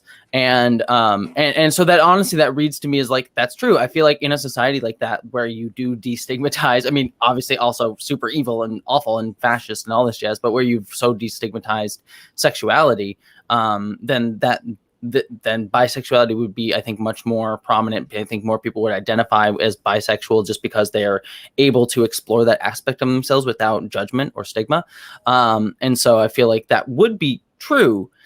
The problem becomes that we only see bisexuality in evil coded societies. And so it's like, if that had been balanced with more bisexuality in Discovery or in Deep Space Nine or anytime the Mirror Universe came up, if it was counterbalanced with more of that representation in like the Prime Universe, it would have been fine, because it does read to me as something that would be probably more true in the Mirror Universe. It's just that that's the only time we see bisexuality really represented within Trek, and so it's therefore coded as like an evil, promiscuous thing. So it feels like Buffy borrowed that too when they had their own their kind of mirror universe. Yep, did the same thing with Willow, Vampire Willow. Yeah. Which does at least get counterbalanced a little bit by the fact that Willow, it does in the Prime Universe of Buffy, does get to be seen as, which would have. This is a Buffy conversation, but I really liked her relationship with Tara. Like, I thought that was like a representation of a healthy relationship. And their first kiss in the body was actually it just happened. You know, no big deal. But this is not a Buffy discussion. Yeah, exactly. but yeah, I hear you. Again, another bury your gaze one though. So. It was healthy until she did what she did with the. Anyway, there's no spoilers, but yes, there were some issues there too. So, do we want to talk about Voyager at all? Is there anything to talk about in Voyager? It feels like not. I mean, there's the people read the tension between Janeway and Seven. I know early on it was sort of like Harry Kim could maybe be gay, and no, okay. No. Just nobody seemed to like there wasn't an intense shipping of Harry and Tom. It felt like, So I don't think there was any push to ever have him be that in real life. I don't think I ever heard of any supposed gay characters for the show. There doesn't feel like there's any specific episodes that's a metaphor that I can think of. The only like barely instance I can think of, and it really feels like it's like a male gaze moment, not a genuine, is the episode Warlord, where this guy takes over Kessa's body. Yeah, and, she has that like vampy movement where she's just about to kiss the other woman and then like looks away, and it was like that felt very like male gaze oriented lesbianism, which is its own thing too. So that was the episode right after Future's End, which I absolutely loved, and that episode I disliked so much I've seen it maybe twice. It's like, so I'm like, what are you talking about? Oh, that okay, never mind. Yeah, it's not a good episode besides either. So no, it's not. No. Yeah. I think the only thing I'd even think of is just the Janeway 7 stuff. That's really about it. Yeah. Well, and Janeway 7 did actually end up when we get to Picard. We can talk about that. There was something there in that instance, at least. Mm-hmm.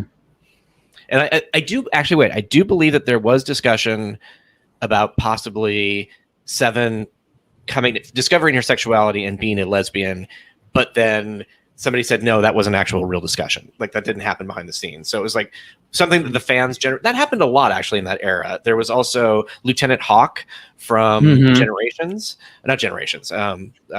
First Contact. And there was just this talk about where they're gonna have this first gay character. They had like dialogue. It's like, don't worry, you'll see your husband again and stuff like that. And then, of course, the character would have died anyway, which is like, that would have been a bury your gay moment. And they're like, no, we never said this. We don't know where this came from. The character's not going to be gay. It isn't the book. I would say then, and then in section 31, they're like, no, we're going to write him as gay. So I think he has a boyfriend who's like a giant bear or something like that. A bear character, kind of like, which I suppose was a metaphor for something else too. I don't know. Yeah. Wait, what? Bear? Yeah, he has kind of like a big. Do you remember, Dan? You know probably this. Do you remember the character? Yeah. So he was a Trill character, Lieutenant Ranul Carew, who carried on in the novels after Hawk died. Oh. Yeah. What am I imagining? I think where you're thinking. I think where you're thinking bear is the colloquial, like a bear gay man. Yeah, right? no, like I understand that, but I think they described him as literally like a giant bear. Yeah, that's literally a bear. So I do not know what I am. Well, not yeah, it was not like, sure where... like in humans terms, he'd almost look like a terrestrial bear or something like that. That's what I seem to remember in my. So okay. All right then. I don't know. Just ignore me. No, he was a Trill as far as I remember. Okay. But a big burly guy. Okay. Well, then that does work too.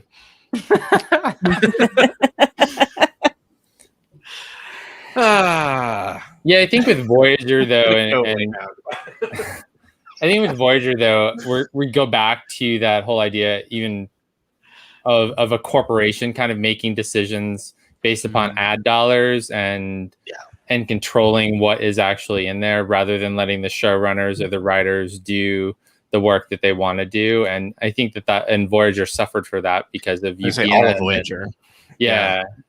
So I think that, that's probably why we didn't see any really representation in that sort of era of that. Just listening to parts of the 50-year mission book, you can kind of get that idea that there was a lot of meddling going on from corporate, certainly when it spilled over into Enterprise, and that's mainly where I listened to that part of the book. But I think it's just, nowadays, I wonder if we brought that forward and there was a Voyager and a new network being formed off of it, although we do have Discovery, so I guess that's sort of the modern day version of it. But I wonder if the way that corporations go after LGBTQ dollars, especially this month, changing their logos, doing whatever they can to get the money in, whether we would see that differently now, and whether Voyager would have been different had it been written now and had a little bit more freedom from that sort of thing. But it's hard to say. Yeah. Really, it's interesting to kind of juxtapose Deep Space Nine and Voyager, with Voyager being so tightly scrutinized on their flagship network show, and Deep Space Nine kind of getting to get around things and skirt under things because they're just not under that much scrutiny, or as much scrutiny, I should say. I had somebody describe it once as like when you have children, by the time you get to your third one, you're like, fine, take the car, go do whatever, Yeah, it's fine. Have your little, Dominion War. Who cares? It's fine. Yeah, basically. As the second of 3 children, I can absolutely confirm that's a thing. I was the first, so yeah. I got away with nothing. I was definitely the first too. I was definitely the same. But what was the thing I was going to say? Oh, it's also worth mentioning. This is alleged, but there has been discussion of like Rick Berman definitely pushing against explicit and recurring LGBTQ representation within Star Trek. I know that there has been some discussion of that. Again, it's all alleged, so there's only so much we can know. But apparently, there was some discussions by Rick Berman who being like, no, we can't do that because not wanting to have that, and yeah, for probably producerial reasons, but still pretty crappy, especially mixed with all the other alleged stuff that Rick Berman is supposedly known for. So, I mean, it wouldn't shock me if it was true. Yep. Me either. Yep. Sadly, no. We are not shockable at this point. Yeah, unfortunately, especially when it comes to Berman. But yeah. No. Well, should we move into the Enterprise / Kelvin movie era? Okay. So when we were talking about Enterprise earlier, we had mentioned the metaphor for AIDS, which was the... Why do I not remember these episodes? I have them all in my head. Stigma, thank you. They're all in my head before I start, and then I hit play, and everything disappears. I remember when that came out, just the reaction was just like, no, okay, well, that you're too late. It's not good. Just it's like, I mean, people already, I think, were not in love at the time with Enterprise, so I think there was just a little bit of a like, oh, it was kind of exciting. What are they going to do with this? And then it just felt like it fell flat. Yeah, it just felt like it had, like, I haven't rewatched it in a hot minute, but my remembrance of it is just like, it felt like it didn't have anything interesting to say or do, and it would have been like lukewarm even in the 80s, but it would have at least represented it. But the fact that it's like early 2000s is like way beyond. Like, you just missed it. Yeah. I think even the press at the time was saying that too. They're just like, a little, too late. Well, and Enterprise, this is where there was discussion.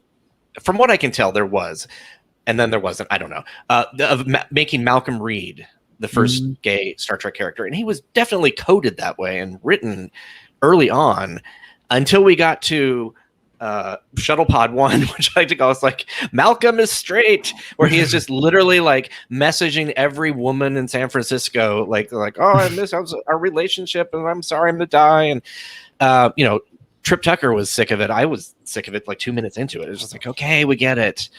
It just and I've seen interviews where Dominic Keaton has said that no one would buy me as gay. That this wouldn't happen. And then I've seen it where it's like, no, I totally played him as gay. So I honestly don't know what the intention was, or if he just changed what he said later when he realized, oh, I sound homophobic when I say that. So I don't know. Does anybody have any more information on that? I think it's the same. I heard the same, that there was discussions behind the scenes until there wasn't, and that Reed and that Dominic Keating wanted to, just the same thing you heard. There's no definitive answer on that, I feel like. Yeah, I will say that endless stream of straight relationships that he references did feel like it was said to the audience, like, stop saying he's gay. He's not gay. There's even like several episodes in Enterprise where it's just literally like Reed. Like I recently watched Cogenitor, which we'll talk a little bit, but there is a C plot to Cogenitor where it's literally just like the whole C plot is Reed got laid. That's all that happens. Just gotta hetero it up for the early 2000s. But it's interesting because at this point people were just like, Will and Grace was on TV. It wouldn't have felt. It wouldn't have been shocking. It wouldn't have been, oh, they're going to cancel the show. It also was on UPN, so people were like, it just feels like. And they had gay characters on UPN, other show. There was a couple other. I would watch. I mean, they're the shows that didn't last, but there was a news, like it was a LA news channel, and it was some sort of show that was on around the same time. And actually, it was filmed in our apartment downtown LA, like the one right below us. We're watching this person walk in their door. I'm like, that looks really familiar. Like, wait, is that our apartment? And we just realize that it's the exact opposite, or the exact same floor plan right below us. And when they walked out into the balcony, I was like, that's the balcony right below us. But he was a newscaster who was a sports person who came out, and so it's just like it happened. So I don't know why they wouldn't have just kind of done that. Rick Berman. Okay, probably. Yeah. That would be my guess. So, do you want to talk about Cogenitor? Oh boy, I know, because I know it's your favorite episode. I'm not kidding. I just filmed 2 days ago. I may have written a 10-page script that was all about Cogenitor and my thoughts on it. So I have. Oh yeah, I went off because I was like, oh my gosh. Yeah, I was like, I'll make a quick little video on this, and I'm like, no. So long story short with that one, I used the video to like go through all the different topics that it touched upon, but the big thing for me with that really pisses me off about that episode is the whole ending of the episode is it basically comes down to like two different topics kind of happening in conjunction. There is Trip being ethnocentric? Is he judging another culture based on his own values? Which throughout the episode, he is. And he does it several times. Number one, he assumes the cogenitor's gender at several points and even corrects himself later on. So at least I understand like in the episode, the intention of like, oh, that was a mistake. So I'm like, good on them for that. He puts the cogenitor at risk when he brings them aboard the Enterprise and doesn't even think about like their safety. He's just like, yeah, come on over here. It'll be totally fine. He just assumes there's oppression going on without actually having proof of that. So all of that is very much a good conversation to have, and it's very much setting up this prime directive thing with this episode.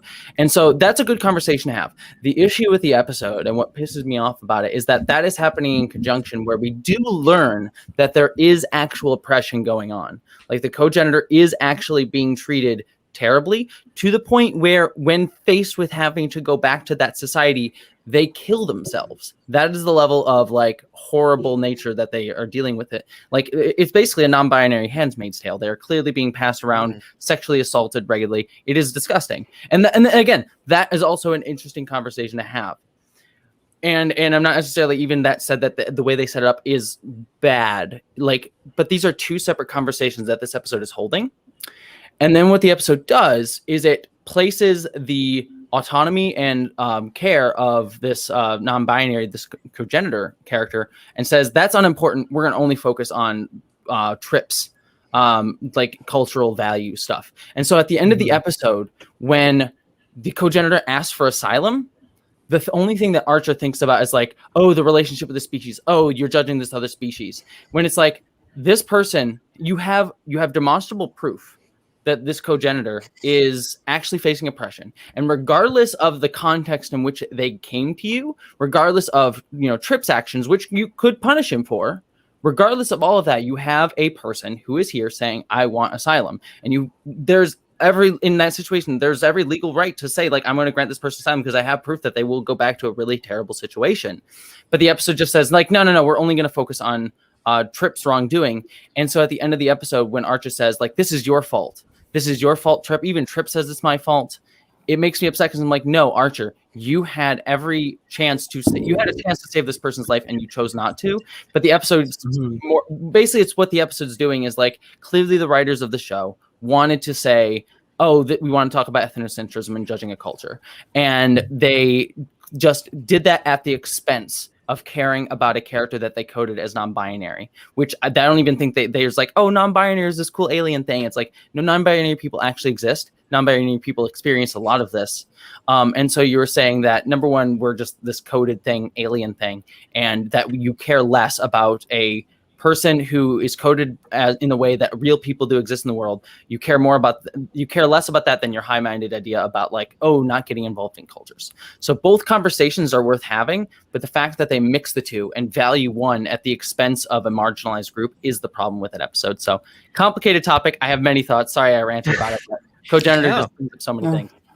Well, it also feels like if that was in the 60s, it might have been more understandable because they would. But when in the 21st century, that should not have been something that they had just skipped over. Oh, like, hey, even I didn't even bring up it for the TNG era of the Data mentioning at the wedding. It's like men, women, and fellow transgendered species, because it made it feel like the transgender was the other. Like, oh, it was just this. It's like, so, like, yeah, I'm not even going to bring that up.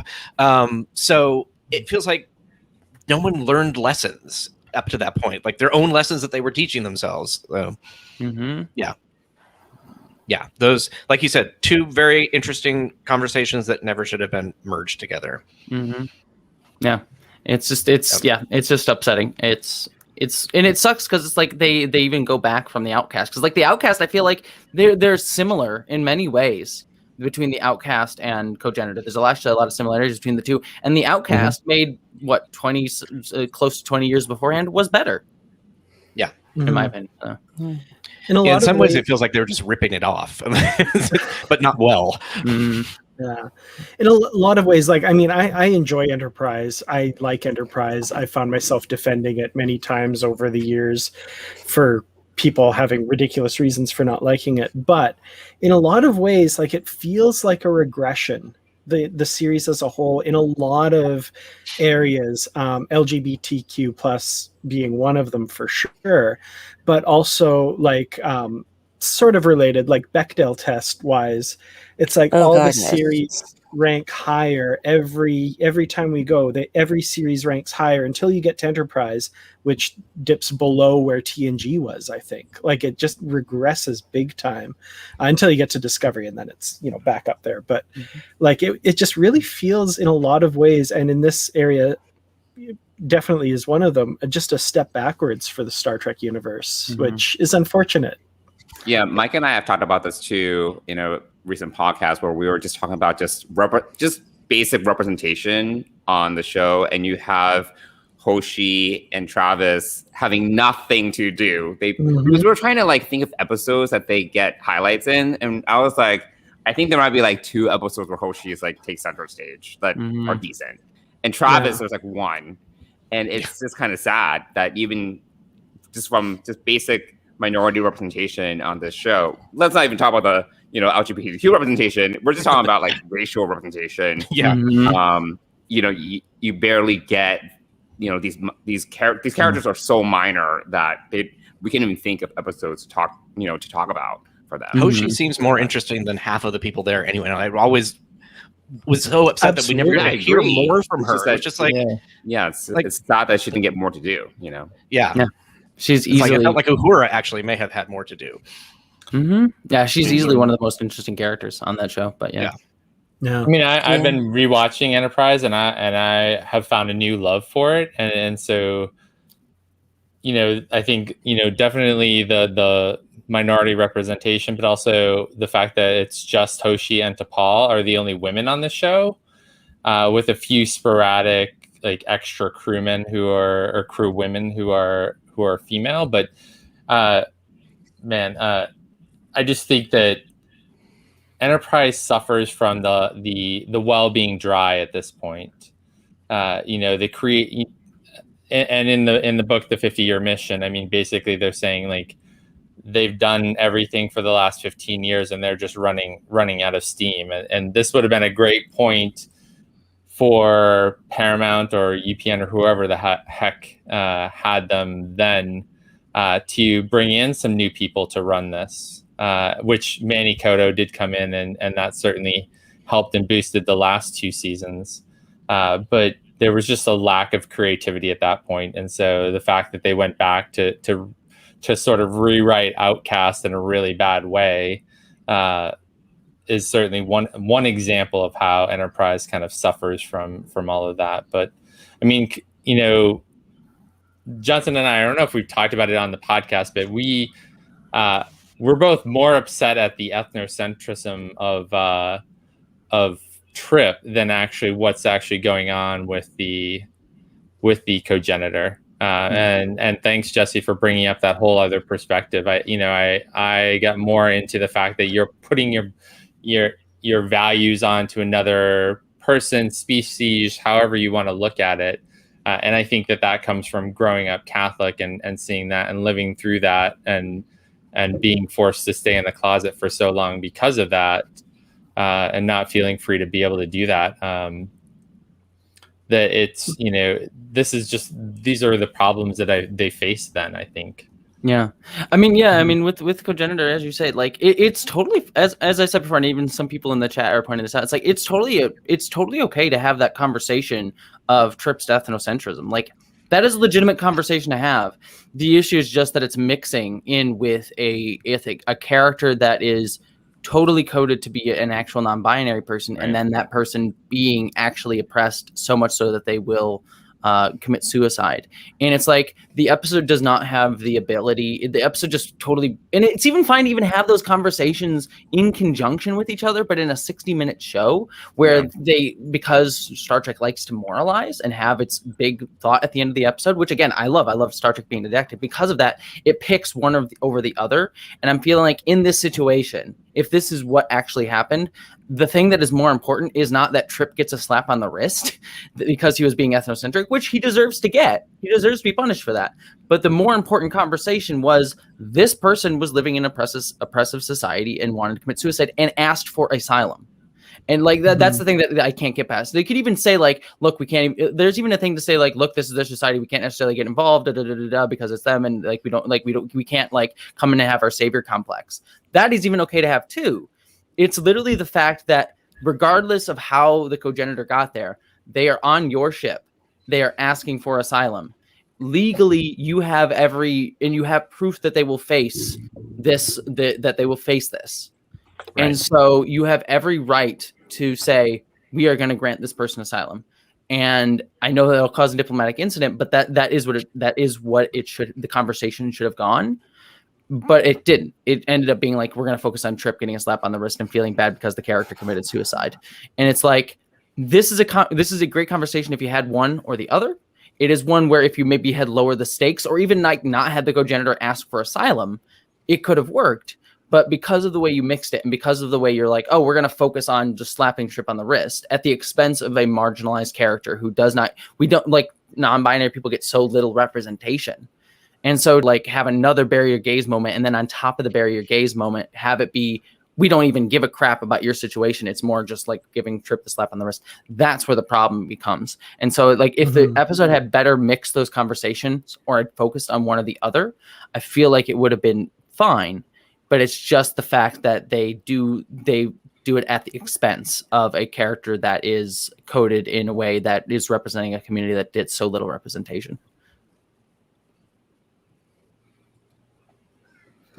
Yep. Absolutely. Many thoughts on cogenerative again. Well, and another problem is that there's no carryover of the lessons learned, or because I literally watched it probably a week or two ago, and then honestly, like, I thought I would have thrown Trip out of the airlock if I were Archer. That's how mad at, like, yelling at the TV moments were happening watching that episode. And then the next episode, it's like they're best buds again, and it's like none of that ever happened. And I'm like, how can you even come back from that? Like that is a long road, really, is to try to come back from something like that. Yeah. Seal 0626 in the chat room said, basically sorry. Charles wasn't considered a person at all by the story. Mm-hmm. So yeah, I mean, he's just sort of like, they were all kind of used as devices just to tell a story that they want. It's kind of the way you talked about, like, having an idea and working backwards, and even if it didn't make a lot of sense, it's kind of, it has that. And yeah, you said there was no carry through into the next episode, where at least with Stigma, the Pinar syndrome did continue to come up.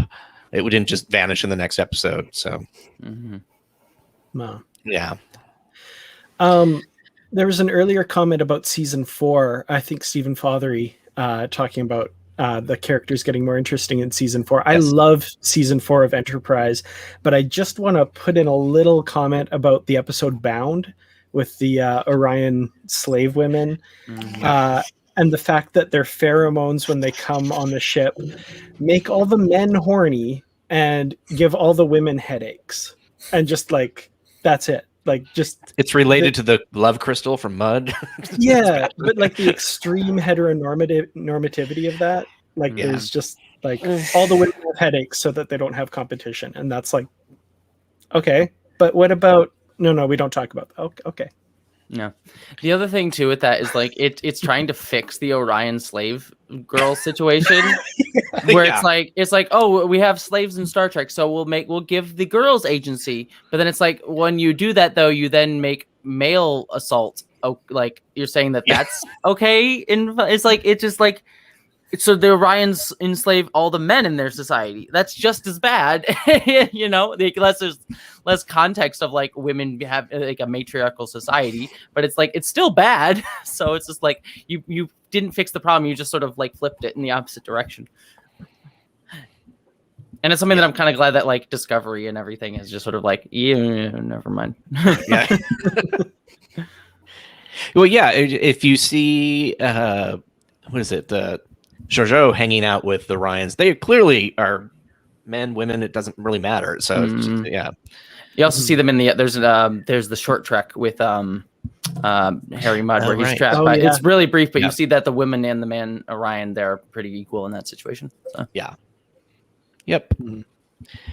Well, speaking of, I guess in the Kelvin movies, we do have one brief bit that we have Sulu being coming out, said as to be gay. Although if you had watched the movie and blinked, you would not know that. Yeah. There's not really. Yeah. John Cho, who played Sulu, I actually got to interview him before this happened, and he was excited because there was a kissing scene that did not end up in the movie because it was like the little. Oh, I didn't know that. I didn't know that either. Yep. They had actually filmed more. And just given that the international release of the movie, they didn't feel like they could have added that in. In fact, they filmed it in Dubai, and it wasn't. They were just going to get somebody to be the husband. They were looking for what you do, like you look for a local actor or whatever. No one would play gay, so they ended up using the writer from the movie to play his husband. Yeah. So. Wow. Yeah, and they also wanted, I think, the reason they also wanted to keep it with an Asian couple because they wanted to just show that as a normal thing, as opposed to, I guess, a lot of times, like my boyfriend was Asian, and it was like the idea is like it has to be a white person and an Asian person for some reason. That's what a gay relationship is. I don't know. I had not heard this, but that's what he had brought up.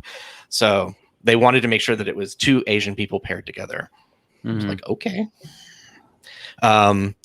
But you could blink and miss it. You would like it could be like, this is my brother coming to help pick up, with his daughter to get me at the space station. I don't know. It just it was weird and disappointing, and it felt a little tacked on, but at the same time, it was nice. I don't know. And then I know George Takei was very upset about it. Yeah, and it's just complicated because it's. Yeah, I really appreciated that scene. Like a lot, but yeah, it is like not enough, and hearing the context that you bring up is like super fascinating. But yeah, it's just like I actually, that was one of the things where it's like I totally understood George Takei being like, I played this character as straight, and that's what I want him to be. And I also know that there were even conversations, again, alleged conversations that he had with Gene Roddenberry about making Sulu gay and couldn't. Yes. And so that being like, okay, well, I've tried to fight for this character to be gay, couldn't, and so like to retroactively make him gay, sort of like kind of looks down upon that and that fight and like what I had to play him as and that sort of stuff. So I get that, but I also I thought that was I thought it was really nice. But I agree. I just watched it probably a month ago, and I was able to see those scenes and recognize that they were there and enjoyed them for what they are and appreciated them. I don't think that I don't know, Aaron, if I agree that you blink and they go by, but maybe, okay, but a little bit of an exaggeration. Yes. But yeah. But I appreciated them. And also his worry when they find out that the aliens are going to attack it and his daughter and husband are there, that's huge. I think given the context that I knew the stuff that had been filmed and that wasn't shown in my mind, I'm like, okay, there's more that we didn't get to see. Yeah. Yeah, I appreciate it, but I'm in the other camp where I thought it felt tacked on to me. And I feel that there was like a little bit of hubbub going into Beyond where, we're going to see like Sulu's gay and Sulu has a family. So I feel that there was also that little bit of buildup, like PR buildup. Marketing. Yeah, marketing. Exactly. I'm in marketing, so I understand this. There you go. Yeah. So I think I also kind of went in like expecting it to be a little bit more weaved throughout the story. But to me, going in with maybe it's all about setting expectations, right? Going in with those expectations, I was like, all right. To me, it was like whatever. But it is interesting. It fits in the conversation that we're having today about like with Disney constantly having, we're going to have our first gay character, but constantly never being explicit, constantly being characters that can easily be cut from international release or like just show like cut any sort of the gay stuff from the movie. And so it's just interesting that just sort of that this dovetails with all of that, and that they even cut a kissing scene. It's still a conversation that Star Trek Beyond was like 5 years ago, 6 years ago, and we're still in this conversation of like. We'll have our gay characters, and we'll market it as such. We can get the LGBTQ community on our side. That's sort of like trying to market towards putting our rainbow flag on our logo for the month of June, as opposed to like actually doing demonstrable actions to push things forward. And constantly sort of like saying like, oh, we'll cut from international releases instead of actually trying to focus on expressing and representing these people. Exactly, Seal saying exactly what I'm saying. So yeah, exactly. It just fits right within that conversation that we're still having today, and it's just like we need it's one of those things like trying to hope that corporations will do the right thing, but it's just like we need to keep pushing them to try and do more, because they should do more, because that's how things change. I think representation really does change these sort of things, and I think seeing it in a movie, whether it be a Star Trek movie or a Disney movie or whatever, would go a long way. So I think what's a little depressing about the conversation is that we could literally be having this conversation at a convention in the 90s and then the mid 2000s, and now it's just like it's getting better, but it was just it's been so slow, it feels like. Yeah, there's a distinction why it's like TV, which gets so much less attention and international release, is having like an explosion of representation. Like it's not by no means where it needs to be, but it's definitely getting much, much, much, much better. But it's because those things are made for mostly American audiences and don't necessarily go out to China and things like that, where it would be censored. And so it's just like following the money rather than following, the ethical thing to do. Yeah. Yep. Well, should we move into the modern era? Speaking of modern era, I did Oh, actually. I did remember one thing. I'm just going to bring it up because everyone Yeah, no forgets it, and I always want to, and might as well be comprehensive. There is one other thing in Enterprise where there's the Risa episode where there's Oh, the right. two where the Oh, two yeah. women Yes. are hitting on Reed and Trip, and then turns out they're guys in disguise to try and rob them. Again, we already talked about it earlier with the Yeah. trickster transgender Yeah. trope. So yeah, that at the time I think actually did bug me. It was sort of like not that they did that, but their reaction to, oh my god, you're guys. Ew, you know, like, It Yeah, bothered come me immensely. yeah. Absolutely. Immensely. yeah, And like, are we You watching know, a show from yeah. 1963? Like, it's, you know, it just Yeah. it felt really dated. Mm-hmm. Yeah. I didn't feel bad for them at all. And it's that episode just goes to show you that Hoshi is the only person who ever had a good time on Risa. Mm-hmm. Absolutely. Hoshi got laid and had a nice date. So what do you? Yeah. Mhm. Yeah. Yeah. And another brief one from Enterprise as well, if we're being comprehensive, season 3 Regine, where she comes on board and like hypnotizes people and kind of seduces them to get their physiology. And yeah. we get like a little bit with her and Hoshi and then her and T'Pol, which again just feels very male gazy, like, hey, we're allowed to show this now. Hey, look, let's titillate the people in the audience who are, you know, our 18 to 49 male demographic or whatever. So Yeah, because straight guys are totally okay with watching two lesbians go at it, but put two gay men in front of them, and they will just Brody. check out. won't someone Yeah. think of the children? Yeah, Yeah, exactly. now it's Stop it's all spending their gross. money. Like- So too, you know. Yeah, it's just so gross. It's just so gross of straight men to be that way. I'm not saying all straight men, of course, but a great deal of straight men and a great deal of straight men who think Star Trek is theirs do have that kind of reaction. It's like, oh, two ladies kissing. Oh, this is the best. And then you get Stamets and Culber, and they're like, why do you have to bring gays into everything? Yeah. SJW agenda. Yeah, I mean, it's not like that Star Trek was, you know, ever about social Never. issues before. It feels like it's like, you know, Never. it was just what, ships and shooting and Kirk, right? Yeah, that's pretty much it. That's what there was. One thing unrelated to this topic, but on the episode from Risa, I would have liked to have seen the older couple that Hoshi was talking to. I don't know why, but they just felt like they'd be really interesting people just to hang out with. I was just like, I always wanted to like, hey, tell me your story about Risa, because you never think of Risa as being anything but like an amusement park, essentially for you know, hanging out a vacation planet. So it's cool to think that of that society. What was it like before? So Yeah, and we know almost nothing about the Risens. We know almost nothing about them. Do you ever really know when you're seeing a Risen? What do they do?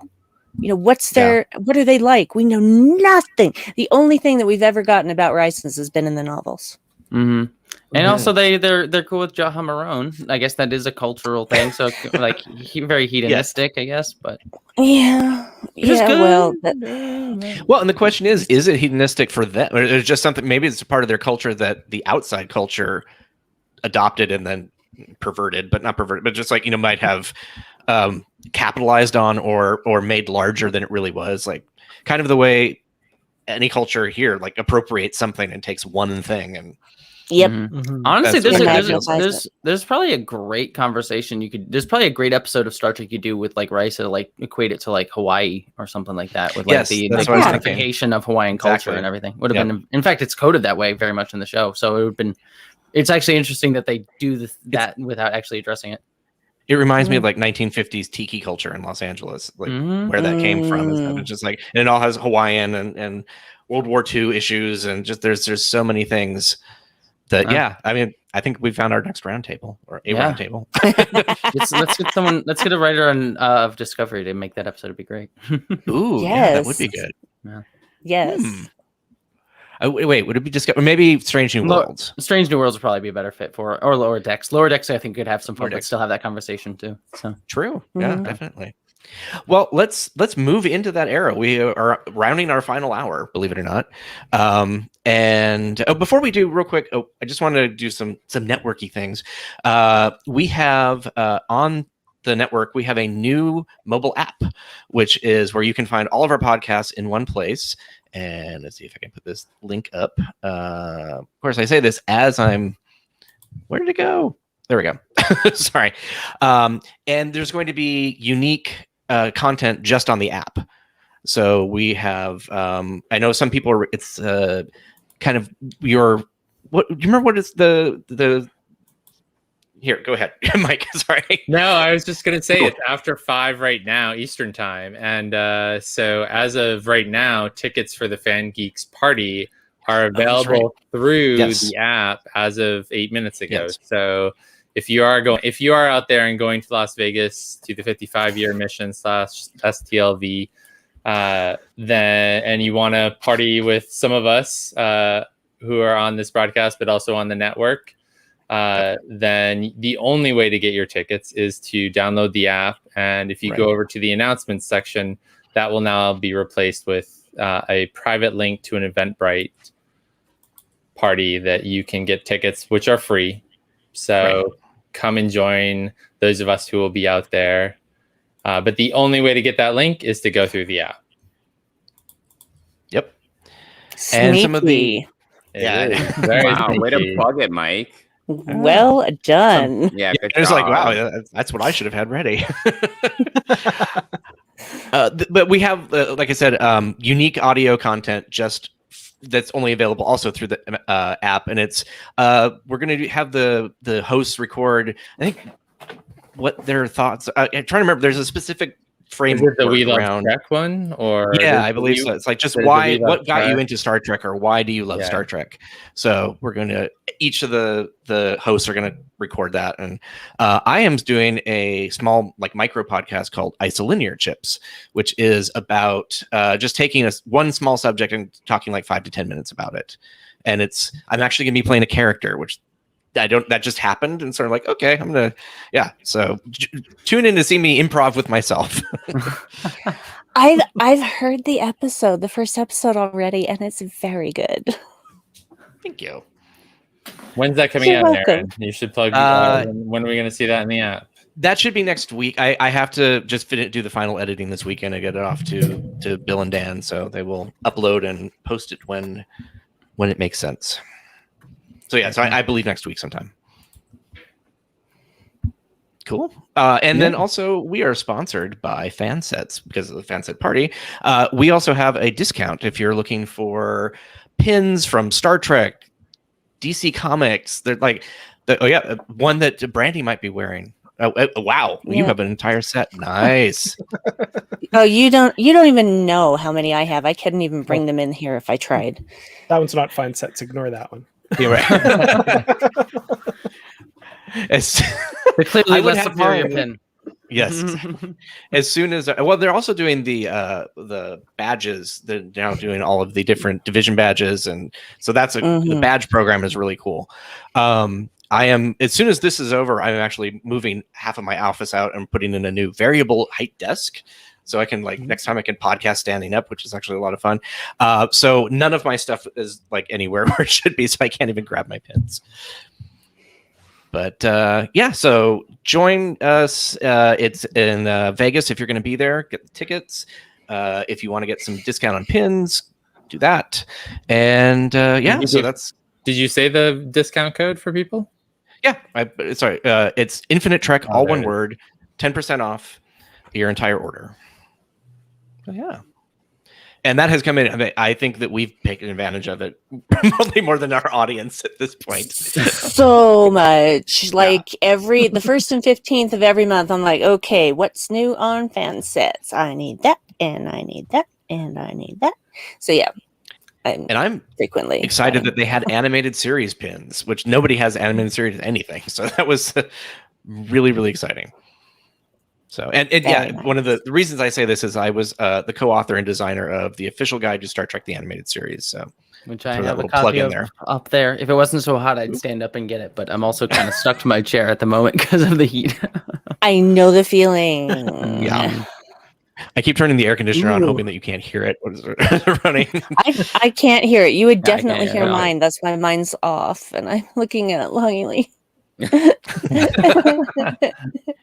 Well, we got 45 looking- minutes, so almost through. I'm Hmm? looking at the pre-order okay. for the Star Trek Discovery Enterprise badge on Fansets. Ooh. Very cool. Sorry. Yep. What is, Oh, I already I pre-ordered don't know that. if I've seen that. Oh wow. Nice. My work schedule lately, I'm not complaining because we went from having, a bunch of no work after during the pandemic, especially a lot of our stuff was building out things for conventions, which did not happen. So finally things have kind of got back on track. And then I went 8 weeks without having any days off, and I was just about ready to keel over. So I feel like I'm behind on television shows and friends' lives and pins now, I guess, apparently. So, all right, so let's dive into modern day Star Trek, where we actually do have more to talk about there. We've got Discovery, Lower Decks, Picard. Actually, Lower Decks, I don't think has a lot to talk about, honestly. The Mike McMahon said that they want to show that Mariner is bisexual, which is good, but that's about all that we can say at the moment, really. Yeah, there's kind of an implication of apparently her and her friend who from the academy who's a captain, and apparently they're wanting to explore like a relationship between them, possibly in season 2. I don't know if I know there was some stuff said about that. I don't know if that's actually come to pass or not, but yeah, that's about the only thing I can see. As we have learned, that just you waited till you see it. Yeah, like with Star Trek. exactly. Yeah. Mhm. You can talk we all only you have want about until we what, actually 6 or get it on 7 screen. weeks, so Yeah, only August 6 or 12th. 7 weeks to go. Yeah. Mhm. I'm so pumped. I'm honestly so pumped. Oh, me too. And I'll vague post. I guess you can't vague post when you're talking, but there's something related to that I will be doing, and Jessie too. Yeah. So anyway, yes. So should we start with Discovery, because that is kind of the biggest thing to hang the subject on. What before Discovery came out, what was your thoughts about, that they've said there definitely would be a gay character. Of course, that was like, sure, whatever. And then when they actually did announce it, and the Anthony Rapp was playing the character, I'm like, oh, okay, it's not just going to be a background thing, which was nice. What were your thoughts when you either first saw the character or heard about the characters? My personal feeling was, well, it's about freaking time. You should have done this about 20 years ago or more. Yep, very much so. I remember I was working at The Advocate at the time, and they actually did a whole cover with Anthony Rapp and Wilson Cruz on the cover. And it was just really cool. It was legitimately my favorite franchise is actually putting this front and center, actually talking about this, actually making a push, which made it even harder with what happened later on in the season. And it's just how have you not learned the lessons? But just talking, but from the initial push, it was really great to see that up front, having that be not just something we'll talk about. It's no, that's front and center. And really making that clear. And in terms of the representation, I was just glad that number one, Stamets was shown to be flawed, because we have to have perfect gay characters, and he's a very flawed character. And also the very fact that him being gay was not the first thing that we knew about him, which was also really nice. Yes. Yeah, that was one of my biggest things was, of course, I was reading all the behind the scenes stuff and already knew all that, but I was curious watching it, what it would be like to be someone who just tuned into this show and just started watching it. And I loved that introduction of their relationship. We've seen these two characters doing stuff and interacting outside, and then we get that scene of them brushing their teeth, just this very domestic, everyday situation. And it becomes very clear in that conversation and in that scene, oh, these two characters are together. That was a great introduction. And like you said, I love that we see their lives outside of that's not what defines them. We see them doing other things too. Yeah, I remember even I was watching that episode and I was like, I remember there being, because at this point, like neither of them had confirmed to be gay, and I'm just like watching. It's like I remember, like I thought both of them were supposed to be gay, but I guess only one. But then it was because I thought that they were going to show that they were like together, and then there's like, oh, at the end, it's like, oh yeah, okay, and I liked that. I liked that we just got to see them defined outside of that relationship and show that they're professionals who are even willing to conflict with each other but still love each other. Yeah. Mm-hmm. Yeah, one thing I definitely liked is that there didn't need to be like a coming out moment. Like it was just very normal. There didn't have to be like we're gay. Like there didn't have to be like a announcement within the show. Obviously, there was an announcement leading up to the show from a PR perspective. And I actually agree with Brandi's sentiment. Like in the PR marketing lead up, I was like, all right, whatever. It's like just so far behind because literally by the time that the story premiered, every single show has at least one token gay character. So it's like, whatever. But I did really like how we were just presented with, Dan, how you're saying, like, it was so domestic. It was just like, whatever. It was like very normal. And the focus wasn't even on that scene in terms of they were just like, living life. And then at the end, it was like, we were kind of presented with like this like mirror universe with tease, if we recall. Like it wasn't just that. It wasn't just like them. It was the cliffhanger was actually like, oh, there's more to what's gonna happen later on in the season, which I really liked. So it was very just matter of fact, and I actually really appreciated that. Mm-hmm. Yeah, I think the banter in that scene particularly made it even more real. Like to a couple actually saying, you're stop being dumb, don't ever do that again. Like. I think, Dennis and I say that to each other all the time, maybe not all the time, but, that's a very natural thing and that shows that you care. And so it really solidified for me the connection between the two and that, that scene. I don't know why it means a lot to me to see that scene. Mm-hmm. It just, I think, I'm actually getting goosebumps just thinking of the scene and thinking about how it made me feel, putting myself into that point where I got to see that on my favorite show that I've been watching since I've been 7 or 8 years old. I think is just an incredible feeling for someone. Like I would say that is like the moment where you feel seen, and I'm certain that, and I hope that as we talk more into Discovery, that people, non-binary and transgender people, feel seen as we get to see Blue and Adira kind of come to the forefront in that whole coming out scene later on, not coming out, but sort of identifying herself as her preferred pronouns.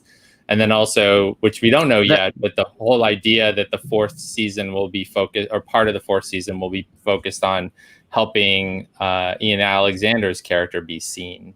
Mm-hmm. Yeah, the literals being seen. Yeah, literally, but also I think figuratively. There, hopefully they'll do a lot with that in a way that is meaningful. Mm-hmm. Mm-hmm.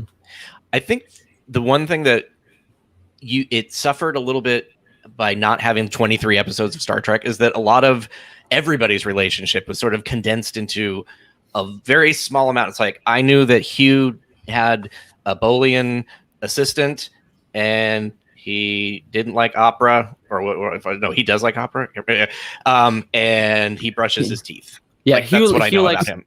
Hugh likes opera, but Stamets didn't until Hugh got him into it. Was the whole thing correct? Yeah. And especially Caecilian opera is what he really does not like. Caecilian opera. But beyond that, and when they're together, it also felt a little bit like somebody will ask Hugh how he's feeling, and then Stamets responds and says how Hugh is feeling. There was a little bit of like, if I was in that relationship, I'd be like, I can speak for myself, thank you. It's like I kind of wanted a little bit more of that, just like their kind of their personal interaction. But yeah, just the fact that there was, like you said, there wasn't a big, huge coming out scene. There wasn't. It's there's no point in there's no reason to call it out. It just is, and I think that's probably the most helpful thing that it could have been. Mm-hmm. And I also find that scene where Michael is showing or comes into engineering and talks to Stamets, and Culber is with her, and he wants her to show him how to deal with Stamets in a way that will actually make some progress in their their interpersonal relationship, I think is kind of funny. Yeah. Mhm. Yeah. And I love that the little bits that we learned in that one episode where time kept repeating. Magic what to was make that? the Saints Man go mad. Thank you. Season one of with Discovery Harry just Mudd. love their long Season- titles. yeah. Anyways. Yes, exactly. Yeah. And just that he just towards the end he was just he wasn't even worried about Starfleet anything. He was just Stamets, and just like you heard it. That's where I felt like through his eyes we saw their relationship early on really well in that episode. Mm-hmm. But yeah, and then what is it? Was it season 3? It must have been the beginning of this season where he had to go into the DNA resequencer or whatever the machine that was. Regenerator. And that regenerator. Yeah, just there. That was like that's every relationship between two people, and it was just nice to see that. Mm-hmm. Mhm. So, yeah. Yeah, I think just my personal feeling, not being queer in any way, is that it is more important, I feel, to show these relationships in the context of being normal and accepted, Mhm. and not something to be going, oh, look, representation, and to just present them as an everyday thing, because that's how they should be viewed by us in real life and in entertainment. That's my personal feeling. And so when anyone gets upset about any one of these scenes, I just kind of shake my head and just bite my tongue, because there's no saving people with that kind of attitude. There's no convincing them that I just have to walk away and just say, you don't get it. I'm going to go back to people who understand what this means and why it's important the way it is now. My favorite Well, conundrum I think- or paradox is the fact that people like that say those comments is the ultimate proof that those scenes are needed. Like, Exactly. That's exactly what I was going to say. It's just like it goes to show how politicized just existing as an LGBTQ person is. And so it's just like if you see like is it a political statement that just two LGBTQ people are in a scene, then that's something that means that it is necessary. Mhm. And the fact that you go to any Star Trek conversation thread, and if you're bringing that up, there's somebody who's just like, just like SJWs. yeah. And just like if that's in the same fandom that is actually presenting this story, then yeah, it's more than needed. And it's just It goes to show, I think, a shift, and there's still more conversations with I think how this era of Star Trek can do better, and I think we'll get into in just a second. But it shows a shift in new Star Trek that I really appreciate. That it is really starting to try to do better about not necessarily being inclusive of diversity just on screen and in terms of just showing diversity, but actually like allowing diversity and diverse cast members to be included within the story and the way the stories are told. If you go back and you look at like all the other representations that we've been talking about throughout Star Trek, it's very much the case of like, oh, here, like even whenever we see LGBTQ people and whenever that's intentional, it's about the message of it and like, oh, we're going to talk about these identities. And it's very clear that the show is being leveraged to like the audience that they're targeting is not meant to be an LGBTQ audience. The representation of LGBTQ people within Star Trek was never meant to be for LGBTQ people or meant to be inclusive of LGBTQ people. It was always, let's look at LGBTQ people for the sake of other people to learn about us. Whereas in Discovery, there is some element of like, yes, we can like normalize it so that other people will learn. But what I really love about Discovery in particular, the other Star Trek shows do it too, but Discovery in particular is just so good about being so diverse and inclusive and not making that necessarily the point of it, but just showing that there's a diverse amount of people that get to be included in the story, and LGBTQ people included in that. It's just that's what I really appreciate about this era of Star Trek the most is it's not necessarily made for the gaze of cis straight white dudes. It's inclusive of everybody, at least more so than it had been in the past. So. Mhm. Sorry, I'm doing chat room things at the same time. I need to have like 3 different versions of me when I'm in one of these. Believe me, I know. Whenever I stream, I'm always like, I have to be the entertainer. I have to be the person that's also paying attention to chat, and then I also have to be like the moderator, making sure that like nothing untoward is happening too.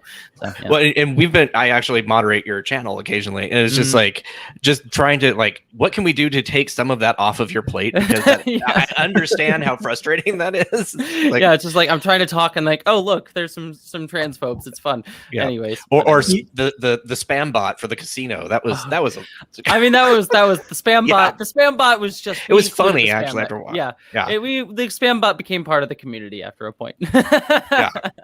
You were actually, because you were doing your gaming, you're breaking into some place, right? And you're just like, we'll just make it. We're breaking into the casino. Yeah. Anyways, you need like the Mr. Atos versions of Aaron running around. As I say, you know, Russian casino bot. Be your true self. Be your true self. Oh, that was crazy. So where do we want to go from? Do we want to move into like the non-binary representation, or do we want to talk about? Oh, sorry.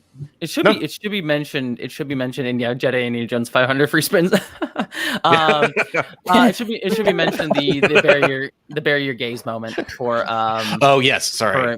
For Hughes in general, I think someone earlier on said the worst thing you can be in Star Trek is a gay man named Hugh.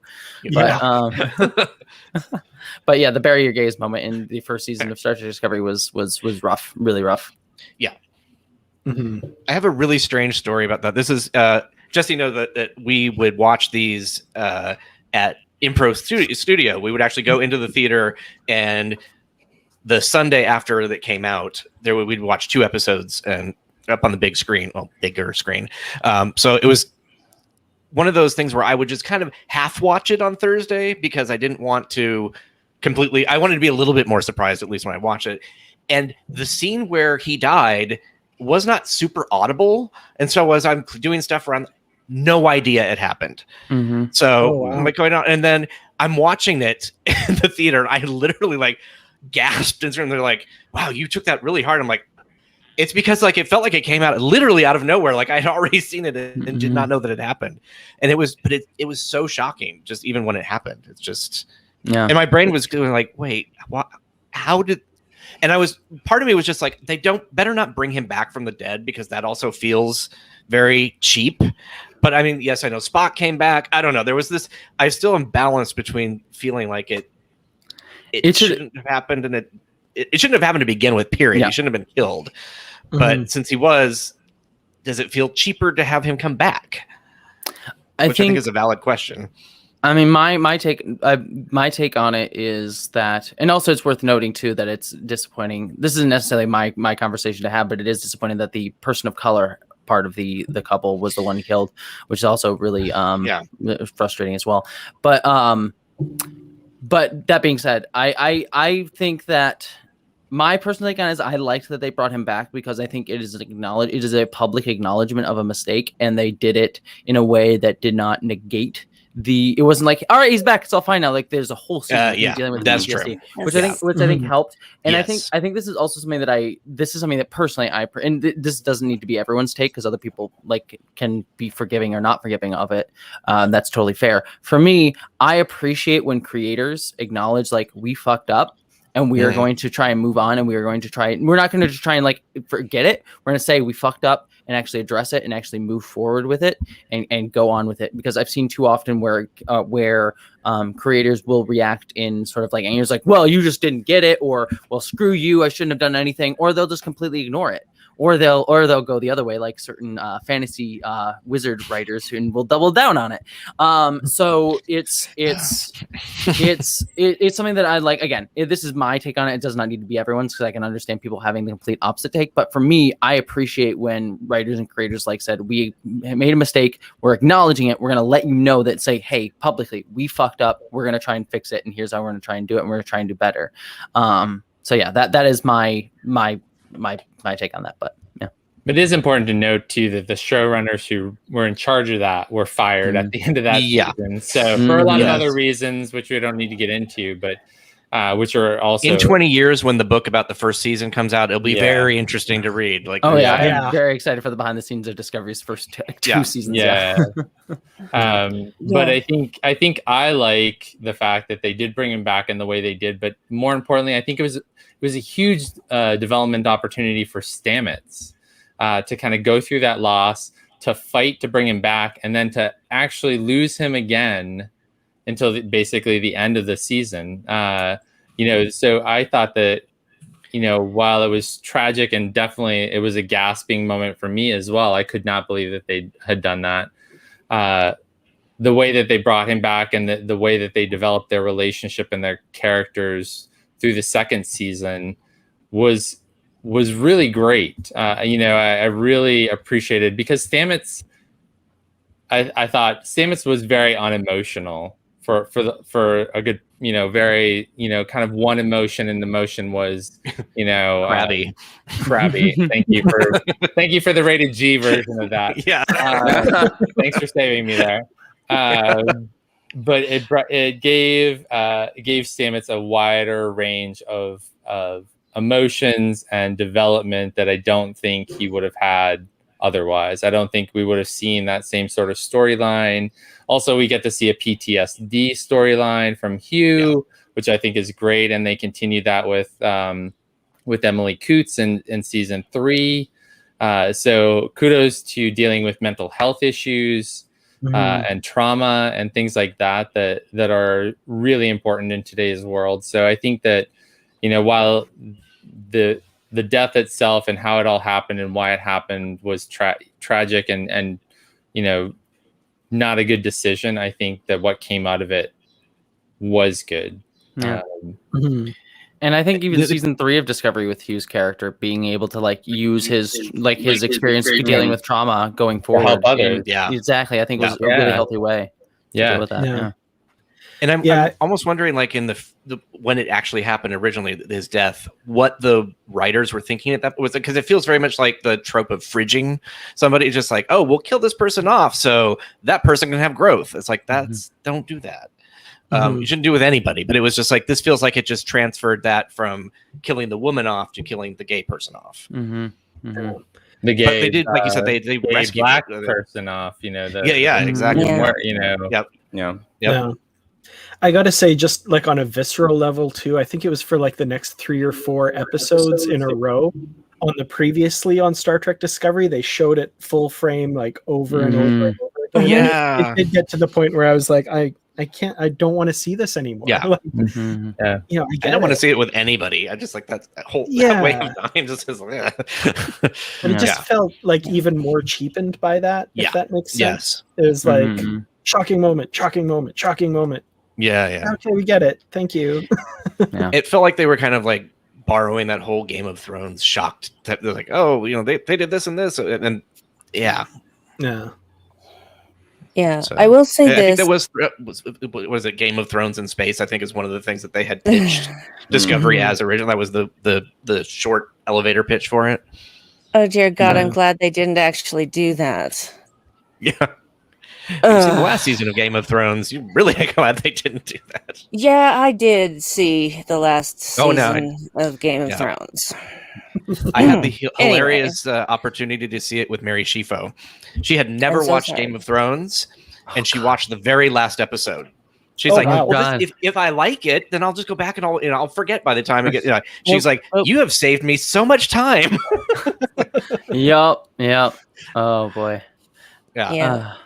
But one thing I wanted to say, because I came at the Culber Resurrection from sort of a different viewpoint, because I'm not, like I said, I'm not queer in any way, but the whole mental health aspect of it, because I do have bipolar disorder, and I spent a lot of years being undiagnosed and having people not know how to deal with me, not knowing how to deal with myself until I found out what was going on, found out how to treat it, etc., and became a relatively stable person. That doesn't mean I don't have bad days, but I don't usually, just go down a rabbit hole and never emerge. Mhm. And so watching Hugh trying to figure out who he was again reminded me of when I was struggling with my bipolar disorder and not knowing what was wrong with me. And the fact that they showed him going to Admiral Cornwell, knowing that she had been a therapist, talking with a therapist, I'm like, thank you. Thank you. This is so important to show that there is no stigma about this in the future, that these things happen, that they are normal. And I shouldn't say I loved watching him struggle, but I loved the fact that they were brave enough to show that struggle, that they were brave enough to actually bring him back when it could seem really tropey, and they instead go this completely different direction that none of us were expecting and give us this character who ends up enriching everybody else down the road.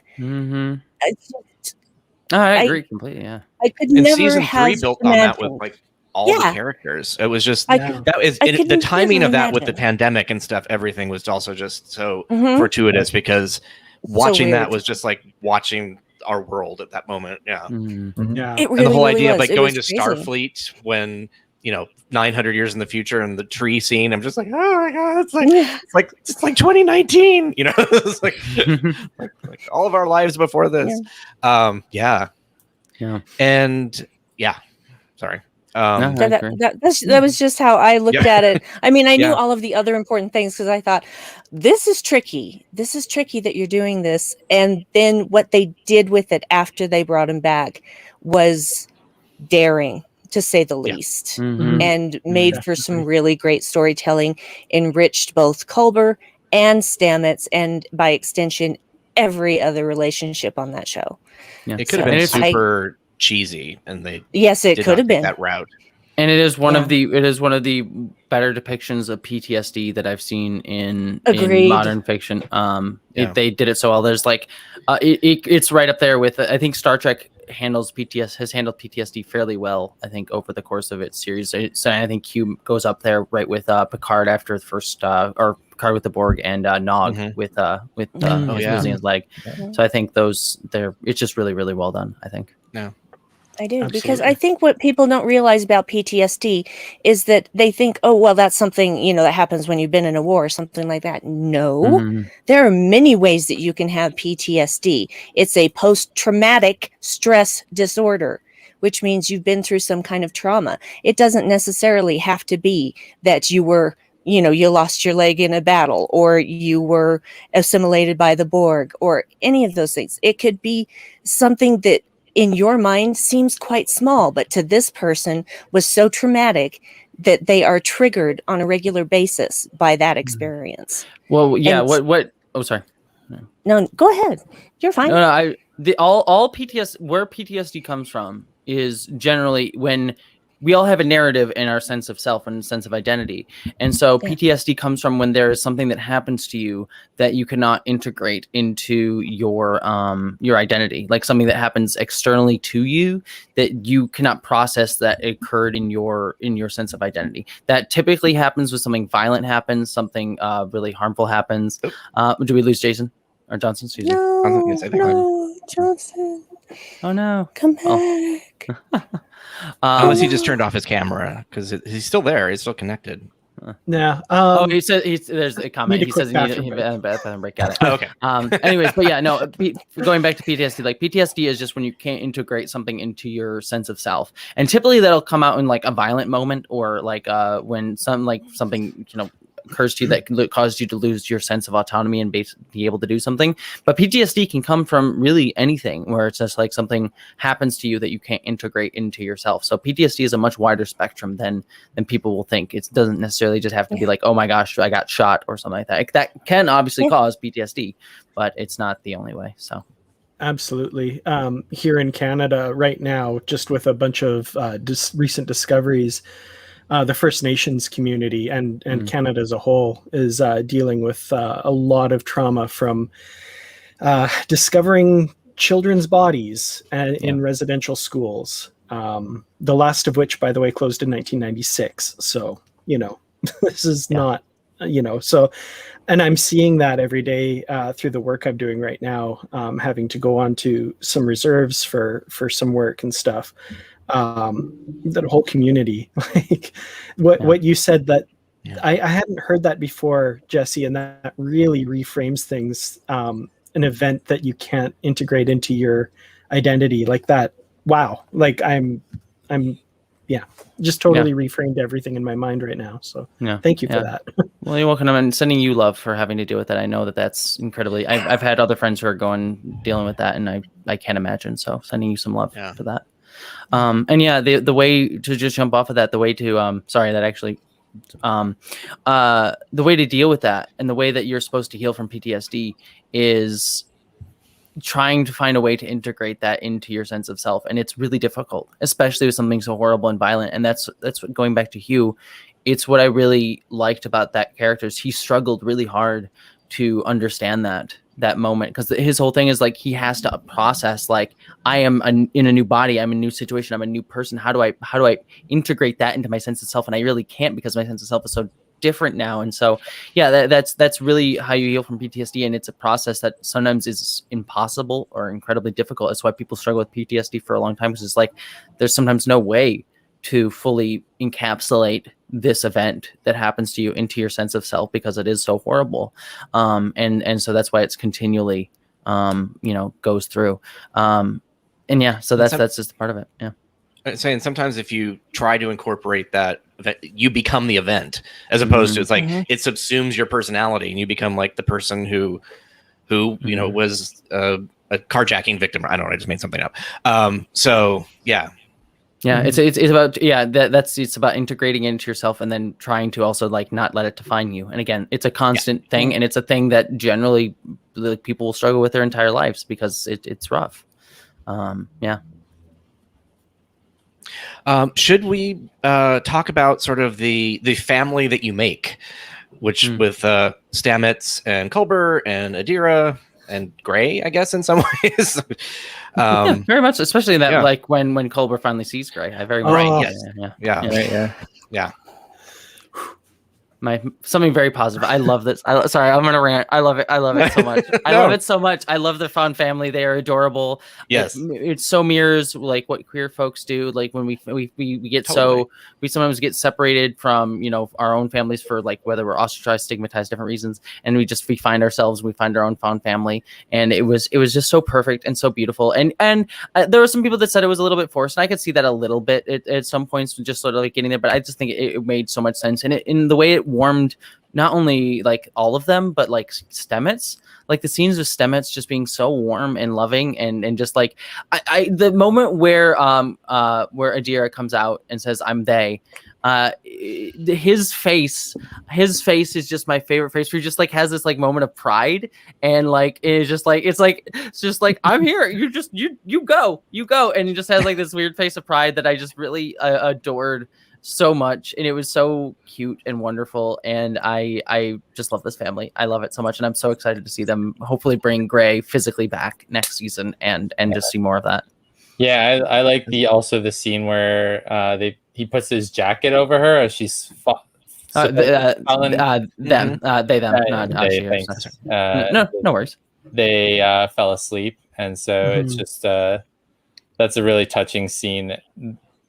Both Hugh and Paul looking at them and just realizing that they've sort of found their family.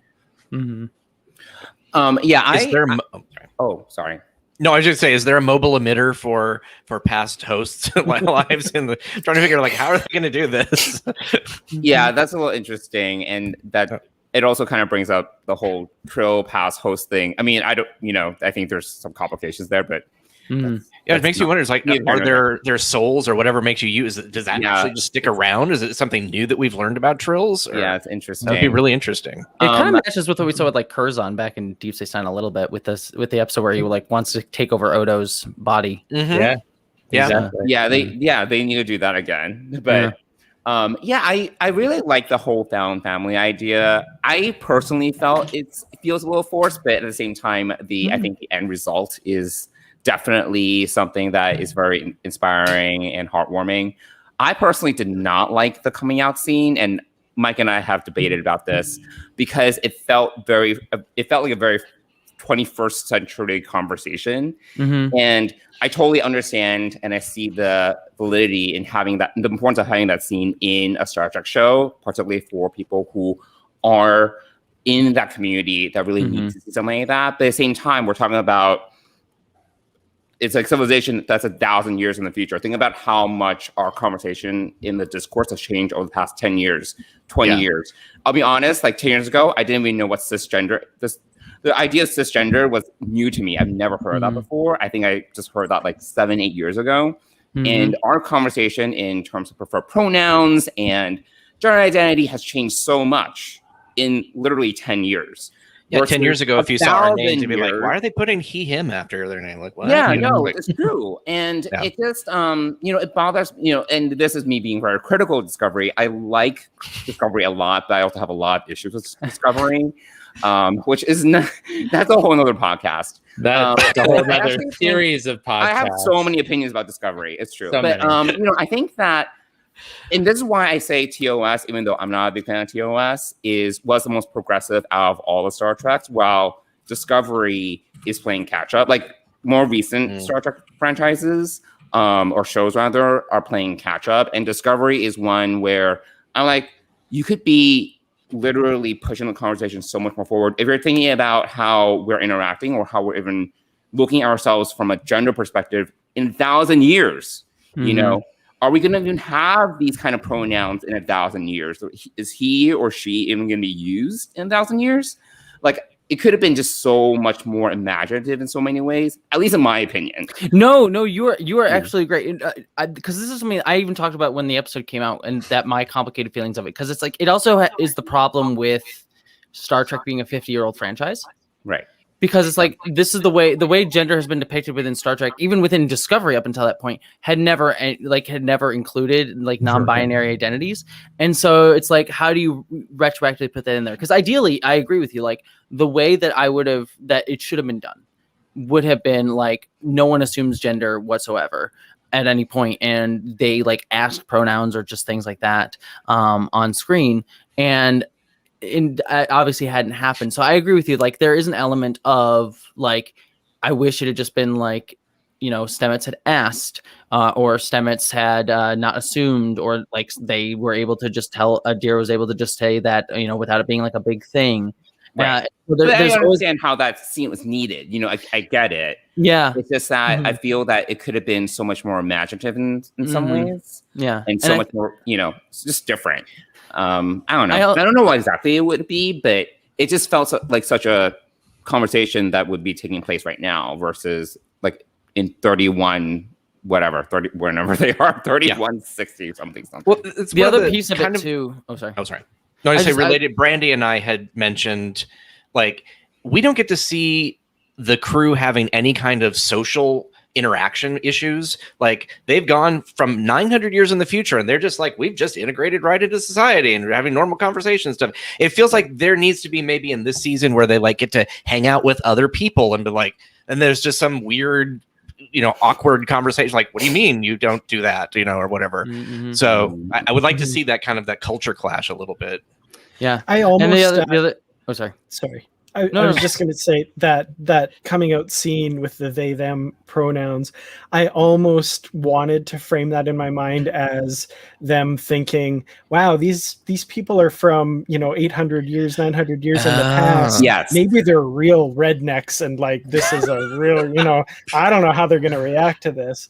Or it could have been like, not. You guys are using very archaic pronouns. We don't use that anymore. That would be interesting. Yeah, that would have been interesting.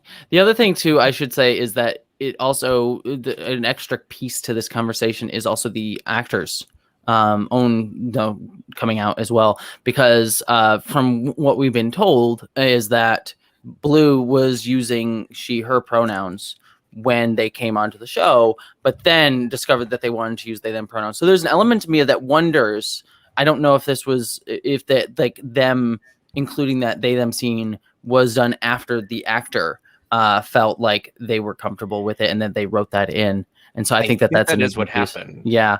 So again, there's also an element of like, there's that extra piece onto it. And again, I still think it could have been more imaginative, could have done more, but I also just like am curious of like how the timeline of events occurred. Like, did they actually even intend the character to be non-binary at first, and then found out when Blue like came out, it's like, oh, this would be a great thing to do within the show as well. I'm honestly curious about the behind the scenes of that and the timeline of that, and then how that sort of went into the process of writing the character, and if like maybe Blue had been comfortable with using they them pronouns from the beginning, if that would have been something that the writers would have put in there as well. I don't know. And so there's that and that's totally like it's just an interesting sort of like question about the timeline and how that gets fit in there. Yeah, that would have been interesting if like they had identified as that at the beginning. Like you say, I foresee a scene something like, "Why are you calling me she?" And they're like, "What?" Sorry, what should we, something like that. Yeah, I think that would be interesting. It would have been interesting, but we're past that now. So sad. That's nearly too late. Lost opportunity. When we change the timeline and go back in time. No. Yeah. I even wonder of like, sorry, the thought like literally escaped my head. So I had a thought, but it went away. So never mind. Yep. Okay.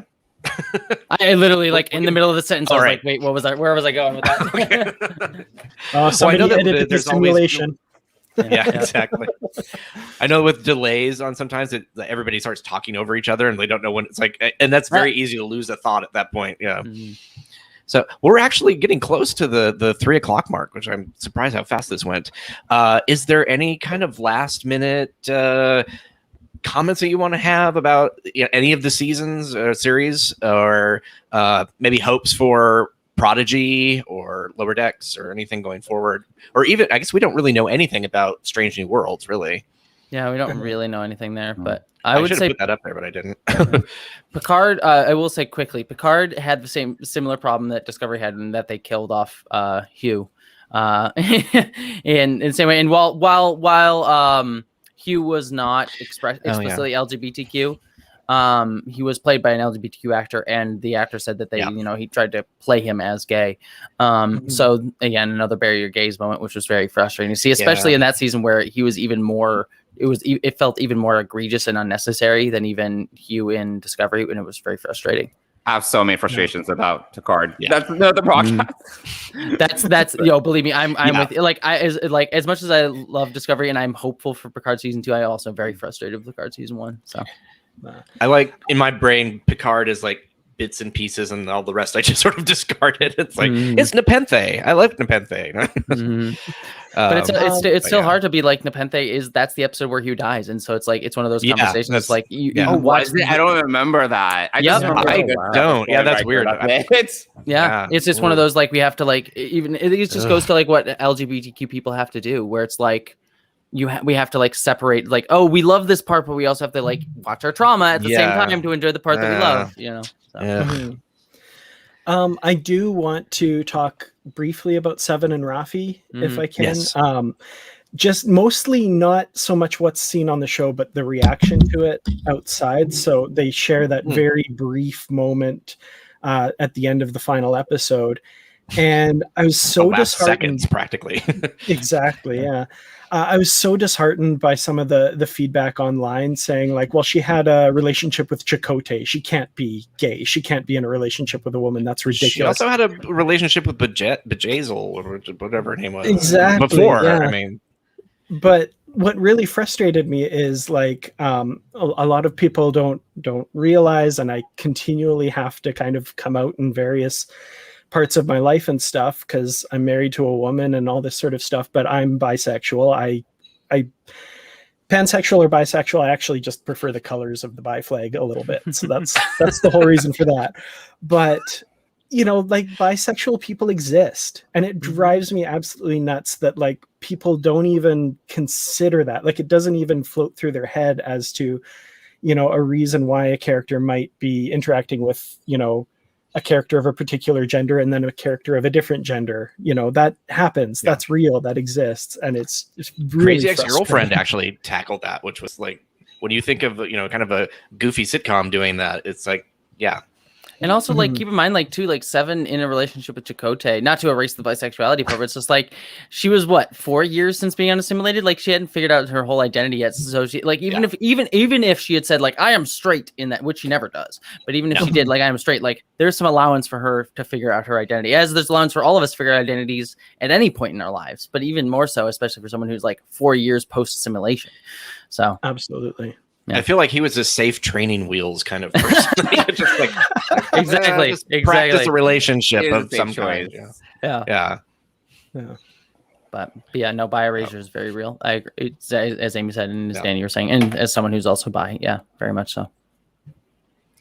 Well, should we go around real quick and see what everybody's doing and where we can find you, and before we take off? Sure. We can just go around the circle again. Brandi, you want to start with you? Oh, or not? Stuff. Or we can go somewhere else. No, it's fine. Well, I know you have we need lot. 10 extra minutes for your podcast. I understand that. Oh, shut up. No. Well, actually, some of them are on hiatus right now. So, okay. But yeah, you can just find me on Brandywine at Brandywine12 on Twitter, and you'll find out what I'm doing. I do have a Deep Space Nine podcast, forwardly mentioned as the Vedic Assembly, with my friend Nick. We've been on hiatus for a while, but we are going to be recording an episode next week. Hell yeah. So really excited to have that coming back. And then I do a show with this guy over here, Mr. Gunther, the Unready Room. Great. Hello. Yeah.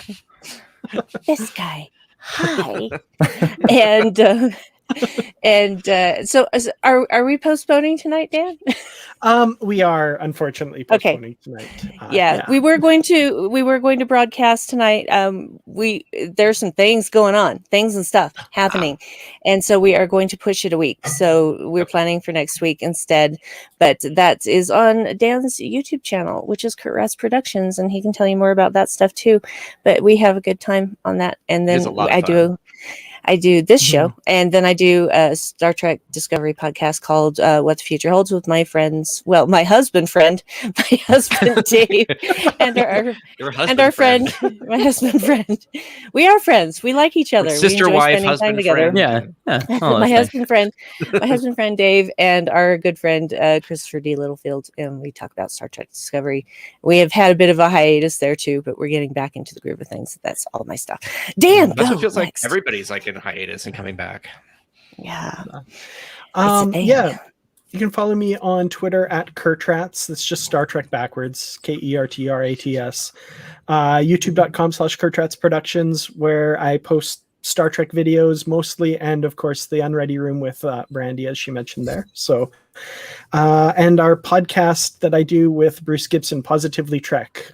Just go to positivelytrek.com to find that. And yeah, it's a lot of fun. That's a weekly podcast.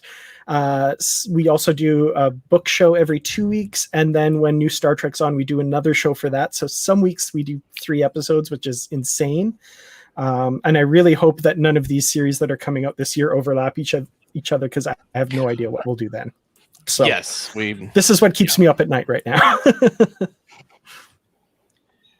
I've actually asked people who like do programming and stuff, just one after another, not like if you have to make it 24,000 weeks in a row, great. Just don't make them overlap, because we're all going to die. Yeah. Which might be the case. It's getting there. Yeah. Getting there. Yeah. Yeah. Jesse, where can we find you? You can find me on my YouTube channel at Jessie Gender, where I do videos every single Friday, as well as I do video gaming and other live streams and some fun stuff. I'll be doing some gaming tonight. And then, yeah, that's sort of the main thing. Follow me on Twitter is the other place where I'll rant about other random things on there. And I have a secondary channel, Jessie Gender After Dark, where I do reviews and sort of like ramble about different thoughts that I have about different things over there as well. So, yeah. Cool. And in terms of Deep Space Bride, which is the podcast that Mike and I run, we put out episodes every Friday on the Trek Geeks Network. You can find us on Twitter and Instagram at Deep Space Pride, and you can find me on Twitter and Instagram personally at JohnsonLee42. Mike? And you can find me at what is it? This is Mike's World on Instagram, and it is Mike's World on Twitter. But Johnson and I are more Instagram people, so Yeah. that's where the best place to chat with us is. And yeah, Deep Space Pride is not on hiatus, although I didn't think I'd never even considered a hiatus. So, well, Infinite Trek was taking just a break just because it was holidays and all that stuff, and I was fighting off, like, just trying to figure out how to get work done and start the beginning of the the COVID shots of vaccine, which knocks me on my butt, you know. And it was just like, okay, we'll come back next month, maybe a month after that. It was like, now it's June, yeah. But Infinite Trek will be back. We're going to be doing like probably the last month of every month. Great, the last week of every month on Saturdays, most likely, and we'll be picking topics, and I'm going to be posting on our Twitter account and in the Camp Kittimer, which is our Trek Geeks chat discussion place on Facebook, and asking people what they want to hear. So see if we can get some community interaction. So, and you can find me at Geek Filter on Twitter and Instagram. Oh, all right, awesome. Well, thank you all for joining me and joining us. Actually, I'm going to stop speaking now. I feel like this is the end of every episode. It's just like blah blah blah blah blah. I like editing and the ability to edit myself. It's always fun. It's always fun. Yeah. Why do you think my videos always have so many cuts in them? If you want to see some just hilarious, fun videos, even in super serious topics, go to Jessie's channel, because her latest video is just amazing with being stuck inside of a void, which is people resonated with that void bit, which I did not expect, which is fun. So, all right. Well, thank you so much, everybody, and we will see you next time. Live long and prosper. Bye, everyone. Bye.